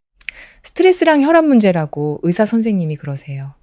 아빠는 어쩔 줄 몰라 하시고 저는 그녀의 목소리가 울먹였습니다. 저는 아무 말 없이 기다렸습니다. 형님, 저 정말 어떻게 해야 할지 모르겠어요. 그녀가 말을 이었습니다. 뱃속 아이 걱정도 되고 엄마 걱정도 되는데 제 힘으로는 감당이 안 돼요. 저는 잠시 눈을 감았습니다. 그녀가 이런 말을 하는 것은 처음이었습니다. 형님, 한 번만 와주시면 안 될까요? 그녀는 거의 애원하듯 말했습니다. 며칠만이라도요. 저는 침묵했습니다. 못 들어서가 아니라 깊이 생각하고 있었기 때문입니다. 제가 예전에 잘못한 거 알아요. 하지만 지금은 정말 어떻게 해야 할지 모르겠어요. 저는 손을 가볍게 쥐었습니다. 그녀의 목소리에는 더 이상 과거의 거만함이 아닌 진심 어린 무력감이 담겨 있었습니다. 민준 씨랑 얘기해 볼게. 제가 대답했습니다. 네, 그녀가 작게 말했습니다. 전화가 끊기고 저는 잠시 멍하니 앉아 있다가 자리에서 일어났습니다. 저는 민준 씨에게 전화를 걸었습니다. 그가 바로 받았습니다. 여보세요? 나예요. 방금 지혜한테 전화 왔어요. 무슨 일인데? 그가 바로 물었습니다. 어머님이 또 입원하셨대요. 전화기 너머로 침묵이 흘렀습니다. 이번에는 좀 심각한 것 같아요. 지혜가 많이 힘들어해요. 민준 씨가 가볍게 한숨을 쉬었습니다. 그럴 줄 알았어. 어떻게 할 생각이에요? 제가 물었습니다. 그는 바로 대답하지 않았습니다. 잠시 후 그가 말했습니다. 내가 갈게. 저는 놀라지 않았습니다. 당신은? 그가 물었습니다. 저는 창밖을 내다봤습니다. 오후 햇살이 바닥에 길게 드리워져 있었습니다. 나도 같이 갈게요. 제가 말했습니다. 전화기 너머로 잠시 침묵이 흐른 뒤 민준 씨가 느리고 분명한 목소리로 말했습니다. 고마워, 서연아. 저는 대답하지 않았습니다. 단지 마음속에서 무언가가 닫히는 동시에 새로운 무언가가 열리는 것을 느꼈습니다. 순환의 고리가 다시 돌아오고 있었습니다. 하지만 이번에는 분명 다를 것이었습니다. 이번에 돌아가는 결정은 이전의 민준 씨가 혼자 떠날 때와는 달랐습니다. 차가움이 섞인 단호함도 막다른 길에 몰린 듯한 절박함도 없었죠. 우리는 더 차분하고 명확하고 냉철한 마음으로 돌아가고 있었습니다. 저는 이틀 휴가를 냈고 민준 씨는 그날 밤 비행기 표를 바로 예매했습니다. 많은 논의는 없었지만 모든 일은 마치 우리가 무엇을 해야 하는지 정확히 알고 있는 것처럼 신속하게 처리되었습니다. 비행기 안에서 저는 더 이상 지난번처럼 마음이 무겁지 않았습니다. 창밖으로 조용히 흘러가는 구름을 보며 제 마음도 한결 느린 박자로 흐르는 것 같았죠. 민준 씨는 옆에서 말이 없었지만 가끔 저를 돌아보며 제가 괜찮은지 확인하는 듯 했습니다. 너무 애쓸 필요 없어. 그가 작게 말했습니다. 제가 옅게 웃었습니다. 애쓰는 거 아니에요. 그냥 더 명확해졌을 뿐이에요. 그가 고개를 끄덕였습니다. 아마 우리 둘 다 변했을 겁니다. 비행기가 착륙했을 때 우리는 바로 집으로 가지 않고 병원으로 향했습니다. 병원의 공기는 너무나 익숙해서 마음 한구석이 시큰했습니다. 긴 복도, 소독약 냄새, 바쁜 발걸음들, 모두 제가 뒤에 남겨두고 왔다고 생각했던 기억들을 다시 불러일으켰습니다. 지혜는 병실 밖에서 우리를 기다리고 있었습니다. 우리를 보자마자 황급히 다가왔죠. 오빠, 형님, 목소리는 작았고 예전의 자신감은 찾아볼 수 없었습니다. 저는 그녀의 얼굴에 서린 깊은 피로를 보았습니다. 퀭한 눈, 대충 묶은 머리, 단정치 못한 옷차림. 한때 자기 자신만 알던 사람이 이제 책임과 압박감 사이에서 허둥대고 있었습니다. 엄마는 어떠셔? 민준 씨가 물었습니다. 일단은 괜찮으세요. 하지만 의사 선생님이 더 지켜봐야 한다고 하셨어요. 아버님은? 제가 물었습니다. 안에 계세요. 그녀는 잠시 망설이다 덧붙였습니다. 엄마가 아직 말씀을 잘 안 하시려고 해요. 우리는 더 묻지 않았습니다. 민준 씨가 문을 열고 들어섰고 제가 그 뒤를 따랐습니다. 시어머니는 침대에 누워 계셨습니다. 얼굴은 창백했고 예전의 날카로운 기세는 사라져 있었습니다. 그녀는 우리를 보고 잠시 놀란 듯 했지만 이내 시선을 돌려버렸습니다. 엄마, 민준 씨가 조용히 불렀습니다. 시어머니는 대답하지 않았습니다. 시아버지만 이 자리에서 일어나 고개를 끄덕였습니다. 왔구나. 네, 민준 씨가 대답했습니다. 저는 한쪽 구석에 조용히 서 있었습니다. 거리를 두려는 것이 아니라 제 자신의 감정을 관찰하고 싶었기 때문입니다. 더 이상 분노도 억울함도 없었습니다. 저 자신도 놀랄 만큼의 평온함만이 남아 있었죠. 민준 씨는 의자를 끌어다 침대 옆에 앉아 천천히 말했습니다. 몸은 좀 어떠세요? 김 여사님은 여전히 아들을 보지 않고 작게 대답했습니다. 괜찮다. 목소리는 약했지만 여전히 꼿꼿함이 남아 있었죠. 아무도 더 이상 말을 잇지 않았고 병실은 조용해졌습니다. 잠시 후 제가 다가가 과일 바구니를 탁자에 올려놓으며 부드럽게 말했습니다. 제가 뭐 좀 사왔어요. 드셔보세요, 어머님. 그녀는 저를 힐끗 쳐다봤습니다. 예전처럼 날카롭지는 않았지만 그렇다고 부드럽지도 않은 눈빛이었습니다. 그래. 그녀는 단 한마디만 대답했습니다. 하지만 제게는 그것만으로도 큰 변화였습니다. 저는 굳이 더 말을 걸지 않고 뒤로 물러섰습니다. 민준 씨가 저를 돌아보며 눈빛으로 고마움을 전했습니다. 그날 오후 우리는 교대로 병실을 지켰습니다. 지혜는 집에 옷을 가지러 갔고 시아버지는 약을 사러 가셨습니다. 저는 침대 옆에 앉아 가끔 이불을 고쳐 덮어드리거나 물을 따라 드렸지만 많은 말은 하지 않았습니다. 할 말이 없어서가 아니라 지금은 말보다 존재 자체가 더 중요하다는 것을 알았기 때문입니다. 저녁 무렵 김 여사님이 갑자기 입을 열었습니다. 서연아, 제가 고개를 들었습니다. 네. 너 아직도 예전에 일하던 곳에서 일하니? 저는 조금 놀랐습니다. 그녀가 제게 원망 섞인 말이 아닌 질문을 먼저 한 것은 처음이었기 때문입니다. 아니요, 저 발령받아서 다른 곳에서 일해요. 그녀는 잠시 침묵하더니 다시 물었습니다. 힘들지는 않고? 저는 그녀를 바라봤습니다. 단순한 질문이었지만 제게는 무겁게 다가왔습니다. 네, 괜찮아요. 제가 대답하자 그녀는 고개를 끄덕이고 더 이상 묻지 않았습니다. 하지만 저는 그녀의 눈빛에서 무언가 달라진 것을 느꼈습니다. 더 이상 살피는 시선이 아닌 아주 작지만 진심 어린 관심이었습니다. 그날 밤 민준 씨가 병원에서 밤을 새우고 저와 지혜는 집으로 돌아왔습니다. 예전 집에 들어서자 익숙하면서도 낯선 기분이 들었습니다. 모든 것이 그대로였지만 예전과 같은 긴장감은 없었죠. 단지 더 휑할 뿐이었습니다. 지혜는 가방을 내려놓고 의자에 주저앉으며 한숨을 쉬었습니다. 아, 너무 피곤하다. 제가 물 한 잔을 따라 건넸습니다. 그녀는 물을 받아 한 모금 마시고는 저를 바라봤습니다. 형님, 죄송해요. 저는 아무 말도 하지 않았습니다. 예전엔 제가 너무 몰랐어요. 누군가 챙겨주는 게 당연하다고 생각했어요. 저는 맞은편에 앉았습니다. 지금은 어때? 제가 물었습니다. 그녀는 고개를 숙였습니다. 이제야 알겠어요. 누구도 영원히 나를 대신해서 짐을 져주지는 않는다는 걸요. 저는 고개를 끄덕였습니다. 이제 엄마 안 해요. 하지만 형님처럼 할 자신은 없어요. 저는 그녀를 바라봤습니다. 마음이 조금 부드러워졌습니다. 그녀가 완전히 변해서가 아니라 현실을 직시하기 시작했기 때문입니다. 누구도 너한테 나처럼 하라고 하지 않아. 내 몫만 제대로 하면 돼. 그녀는 고개를 끄덕이고 더 이상 말을 잇지 않았습니다. 그날 밤 저는 예전 방에 누웠지만 더 이상 갇힌 듯한 기분은 들지 않았습니다. 이번에는 제가 수동적인 입장이 아니었기 때문일 겁니다. 저는 눈을 감고 지난 일들을 생각했습니다. 모든 것이 예전으로 돌아가지는 않았지만 그렇다고 이전과 같지도 않았습니다. 새로운 균형이 서서히 만들어지고 있었습니다.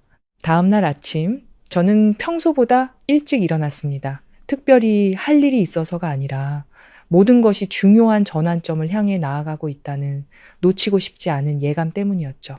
집은 조용했고 지혜는 아직 자고 있었습니다. 며칠간 제대로 쉬지 못했을 테니 당연했죠. 저는 부엌으로가 익숙하게 묽은 죽을 끓이기 시작했습니다. 다진 고기와 파를 조금 넣었죠. 예전에는 이런 일을 의무감으로 했지만 지금은 다른 마음이었습니다. 무언가를 증명하기 위해서가 아니라 그저 필요하다고 생각했기 때문입니다. 죽을 다 끓여보 온병에 담고 민준 씨에게 전화를 걸었습니다. 그가 바로 받았습니다. 어머니 드실 죽 좀 가져갈게요. 나 여기 있어. 그의 목소리는 어제보다 한결 가벼워져 있었습니다. 병원은 막 동이 튼 아침이었습니다. 복도는 여전히 붐볐지만 처음 왔을 때처럼 숨 막히는 느낌은 없었습니다. 아마 익숙해졌거나 제 마음이 안정되었기 때문일 겁니다. 병실에 들어선 이 민준 씨는 침대 옆에, 시아버지는 창가에 서 계셨습니다. 시어머니는 베개에 등을 기대고 앉아 계셨는데 눈빛은 어제보다 훨씬 또렷해져 있었습니다, 어머니. 제가 조용히 불렀습니다. 그녀는 제 쪽을 돌아봤고 시선은 제 손에 들린 보온병에 멈췄습니다. 제가 죽 좀 끓여왔어요. 드셔보세요. 그녀는 거절하지 않았습니다. 제가 보온병을 여러 한 숟가락씩 떠서 건네자 그녀는 말없이 천천히 죽을 받아 드셨습니다. 저를 보지도 다른 곳을 보지도 않은 채 그저 침묵할 뿐이었죠. 시아버지는 무언가를 감추려는 듯 다른 곳을 보고 계셨습니다. 잠시 후 김 여사님은 손으로 그릇 가장자리를 가리키며 그만 먹겠다는 신호를 보냈습니다. 됐다. 저는 고개를 끄덕이며 그릇을 치웠습니다. 누구도 지난 일을 꺼내거나 길게 묻지 않았지만 바로 그 침묵이 모든 것을 더 편안하게 만들었습니다. 점심 무렵 의사가 회진을 왔습니다. 검사 결과를 확인한 의사는 시어머니의 상태가 안정되었으며 특별한 이상이 없으면 내일 퇴원해도 좋다고 말했습니다. 그 소식에 병실 안공기가 한결 가벼워졌습니다. 시아버지는 길게 한숨을 내쉬었습니다. 다행이구나. 지혜도 그 후에 도착했습니다. 그녀는 저를 보고 가볍게 고개를 끄덕였습니다. 더 이상 피하지 않았죠. 저도 고갯짓으로 답했습니다. 우리 사이에는 많은 말이 필요 없었습니다. 오후에 병실에 저와 시어머니 단둘만 남게 되었을 때 그녀가 갑자기 입을 열었습니다. 서연아, 제가 돌아봤습니다. 네, 이리 와서 좀 앉아라. 저는 의자를 끌어다 침대 옆에 앉았습니다. 그녀는 한참 동안 무언가 고민하듯 저를 바라봤습니다. 아직도 엄마가 밉니? 민준 씨에게서 이미 들었던 질문이었지만 그녀가 직접 물으니 느낌이 달랐습니다. 저는 바로 대답하지 않고 그녀를 바라보며 천천히 말했습니다. 밉지 않아요. 그녀는 작게 고개를 끄덕였지만 시선은 여전히 제게서 떠나지 않았습니다.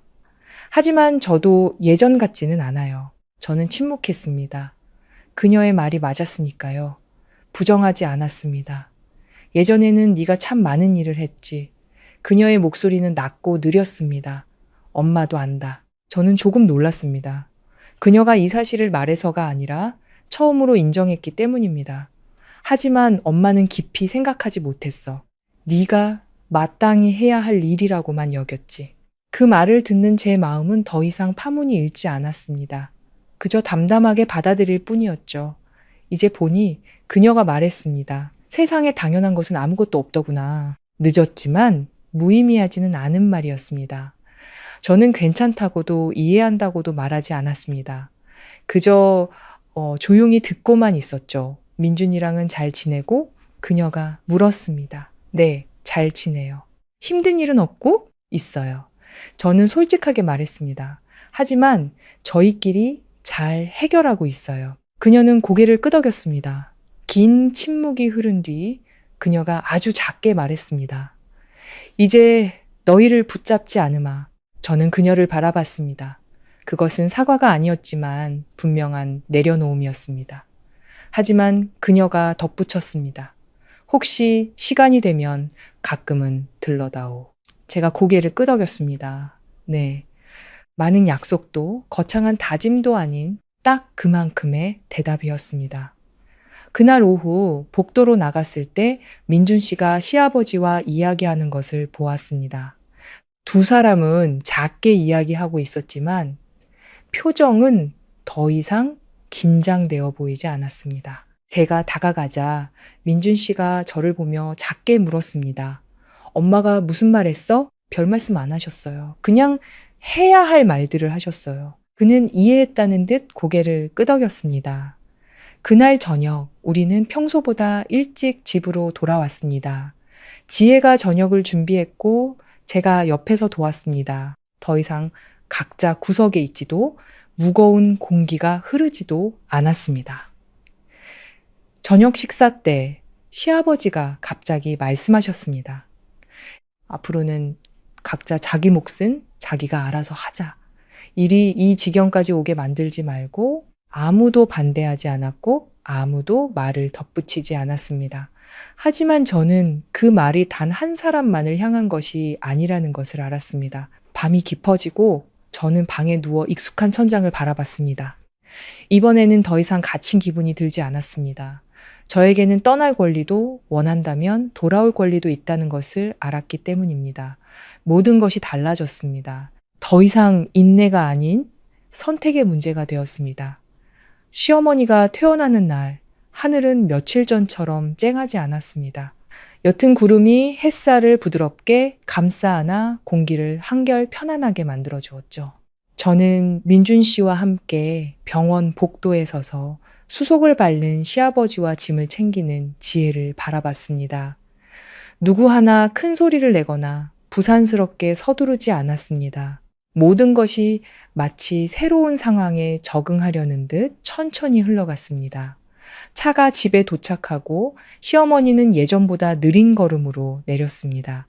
서두르는 기색도 이리저리 지시하던 옛 모습도 없었죠.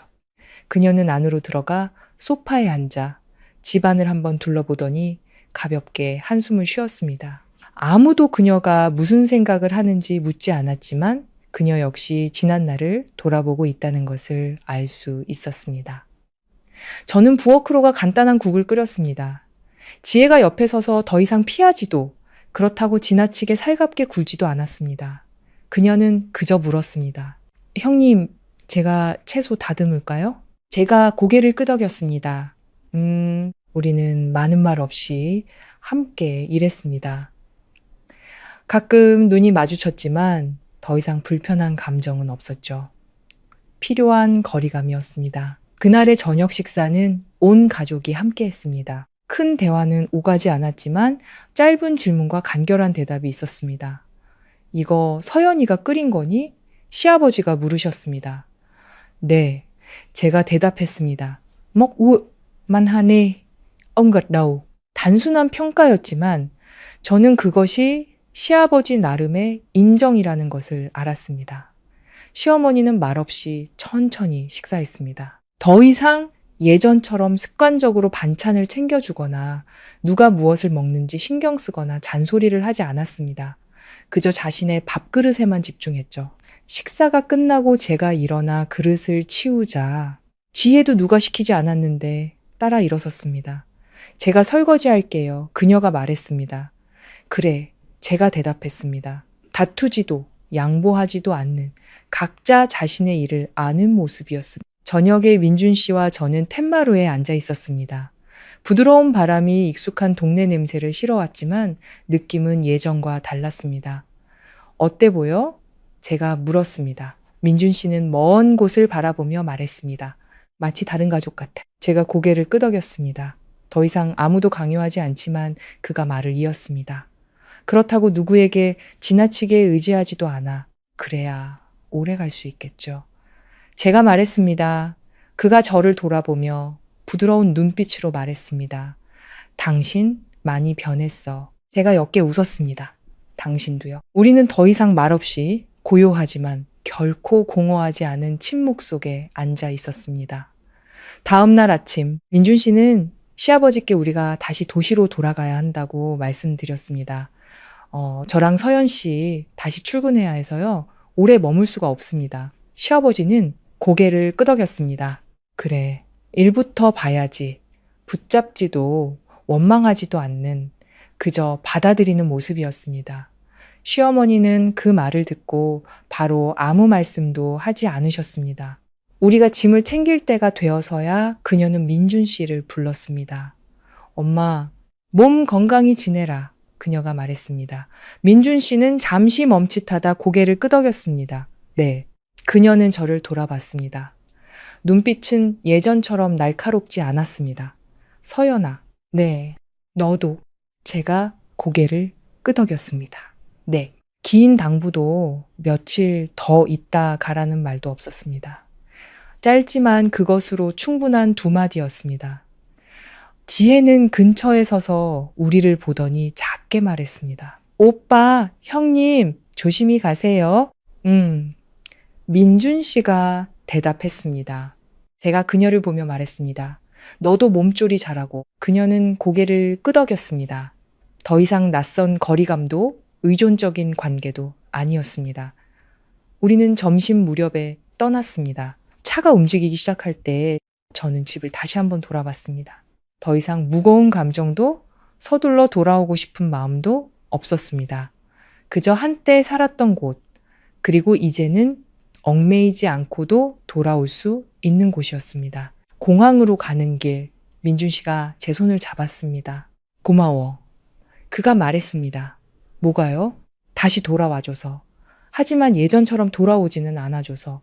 제가 미소 지었습니다. 그것이 바로 제가 원했던 것이기도 했습니다. 비행기가 이륙할 때 저는 지난번처럼 눈을 감지 않았습니다. 도시를 내려다보며 익숙했던 거리들이 점점 작아져 사라지는 것을 지켜봤습니다. 이번에는 무겁지 않았습니다. 그저 가벼웠습니다. 그 후 우리의 삶은 다시 원래의 궤도로 돌아왔습니다. 출근하고 퇴근하고 주말에는 장을 보는 일상. 가끔 집에 전화해 안부를 물었지만 더 이상 긴 통화도 원망 섞인 말도 없었습니다. 시어머니는 우리 삶에 더 이상 간섭하지 않았고 지혜도 자신의 작은 가정을 꾸려나갔습니다. 시아버지는 가족을 연결하는 역할을 하셨지만 강요하지는 않으셨죠. 각자가 자신의 자리를 지켰습니다. 어느 날 저녁 제가 요리를 하고 있을 때 민준 씨가 부엌문에 기대어 섰습니다. 우리 잃은 게 있다고 생각해? 그가 물었습니다. 저는 잠시 생각하다 고개를 저었습니다. 아니요. 그가 고개를 끄덕였습니다. 나도 그래. 제가 그를 돌아봤습니다. 하지만 우리는 변했어요. 그가 대답했습니다. 더 좋은 쪽으로. 저는 미소 지었습니다. 어떤 것들은 잃어버려야 그 가치를 알게 됩니다. 어떤 관계는 경계선을 다시 그어야만 오래 지속될 수 있습니다. 그리고 어떤 사람들은 모든 것을 잃을 위기에 처해서야 비로소 지키는 법을 배우기 시작합니다. 우리의 이야기는 완벽한 화해로 끝나지 않았습니다.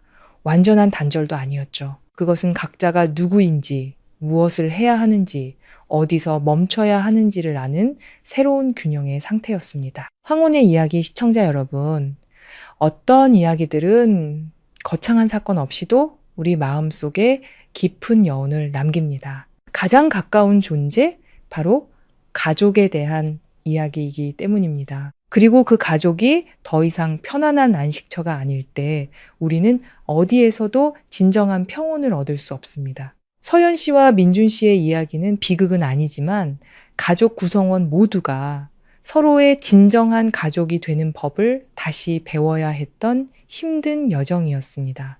제 마음을 가장 울렸던 것은 시어머니가 재산을 나눈 방식도 부부가 떠나기로 한 결정도 아니었습니다. 바로 그들이 멈춰야 할 때를 알았다는 점입니다. 인생에서 언제 인내하고 언제 벗어나야 하는지를 아는 지혜는 누구에게나 필요한 것 같습니다. 지나친 인내는 자기 학대가 되고 너무 이른 포기는 원망을 남기기 쉽습니다. 남편 민준 씨는 효와 사랑 사이에서 고민했습니다. 많은 사람들이라면 효를 위해 참고 견디는 길을 택했을지도 모릅니다. 하지만 그는 아내의 손을 잡고 떠나는 길을 택했습니다. 어머니를 버리기 위해서가 아니라 더 늦기 전에 자신의 작은 가정을 지키기 위해서였죠. 아내 서연 씨는 결코 약한 여성이 아니었습니다. 그녀는 인내했고 침묵했습니다. 하지만 그녀의 지혜로운 점은 그 인내를 원한으로 키우지 않았다는 것입니다. 다시 돌아왔을 때 그녀는 여전히 시어머니를 돌보고 죽을 끓여드렸지만 마음속에는 분명한 경계선이 있었습니다. 이런 여성은 그저 참는 것이 아니라 자신을 지키는 법을 아는 현명한 사람입니다. 시어머니 김 여사님, 저는 이 세상 어떤 어머니도 자식을 상처 입히고 싶어 하지는 않는다고 믿습니다. 단지 통제하고 대접받는 것에 너무 익숙해져 버린 나머지 모든 것을 잃고 나서야 자신이 너무 멀리 왔음을 깨닫게 된 것이죠. 그녀는 사과하지 않았습니다. 하지만 내려놓았습니다. 때로는 뒤늦은 사과보다 제때 하는 내려놓음이 더 큰 의미를 가질 때가 있습니다. 신우의 지혜는 우리 주변에서 흔히 볼 수 있는 유형을 대표합니다. 직접 겪어보기 전까지는 모든 것을 당연하게 여기는 사람이죠. 하지만 스스로 짐을 짊어지고 나서야 과거에 가볍게 여겼던 것들의 가치를 깨닫게 됩니다. 다행인 것은 그녀가 결국 깨달았다는 점입니다. 인생에서 깨달음은 빠르든 늦든 영원히 깨닫지 못하는 것보다 훨씬 낫습니다. 이 이야기는 온 가족이 서로를 부둥켜 안고 오는 해피엔딩으로 끝나지 않습니다. 앞으로 잘하겠다는 약속도 없죠. 대신 아주 현실적인 상태로 마무리됩니다. 각자가 자신의 자리에 바로 서는 것, 누구도 서로를 강요하지 않고 대신 살아주지도 않지만 여전히 연결되어 있는 상태. 저는 이것이야말로 진정으로 오래 지속될 수 있는 건강한 가족의 모습이라고 생각합니다. 만약 이 이야기에서 단 하나의 교훈을 얻어야 한다면 저는 이렇게 말씀드리고 싶습니다. 가족 안에서 결코 다른 사람의 희생을 당연하게 여기지 마십시오. 언젠가 그 사람이 멈춰섰을 때 우리는 비로소 무엇을 잃었는지 깨닫게 될 것입니다. 그리고 지금 무언가를 참고 견디고 있는 분들이 있다면 기억하십시오. 사랑이 자기 자신을 잃는 것을 의미하지는 않습니다. 모든 관계는 서로가 선을 지킬 때 비로소 건강하게 지속될 수 있습니다. 마지막으로 오늘 이야기가 여러분의 삶에 작은 울림을 주었다면 잠시 시간을 내어 자신의 삶을 돌아보시길 바랍니다. 그리고 혹시 바로잡을 수 있는 일이 있다면 용기를 내보시길 바랍니다. 가족은 완벽한 곳이 아니라 그럼에도 불구하고 우리가 돌아가고 싶은 곳이어야 하니까요. 일상 속 숨겨진 이야기, 결혼과 가족에 대한 깊이 있는 성찰을 원하신다면 저희 황혼의 이야기 채널을 구독하고 공유하여 더 많은 분들이 함께 듣고 생각할 수 있도록 응원해 주십시오. 그럼 저는 다음 이야기로 다시 찾아뵙겠습니다. 감사합니다.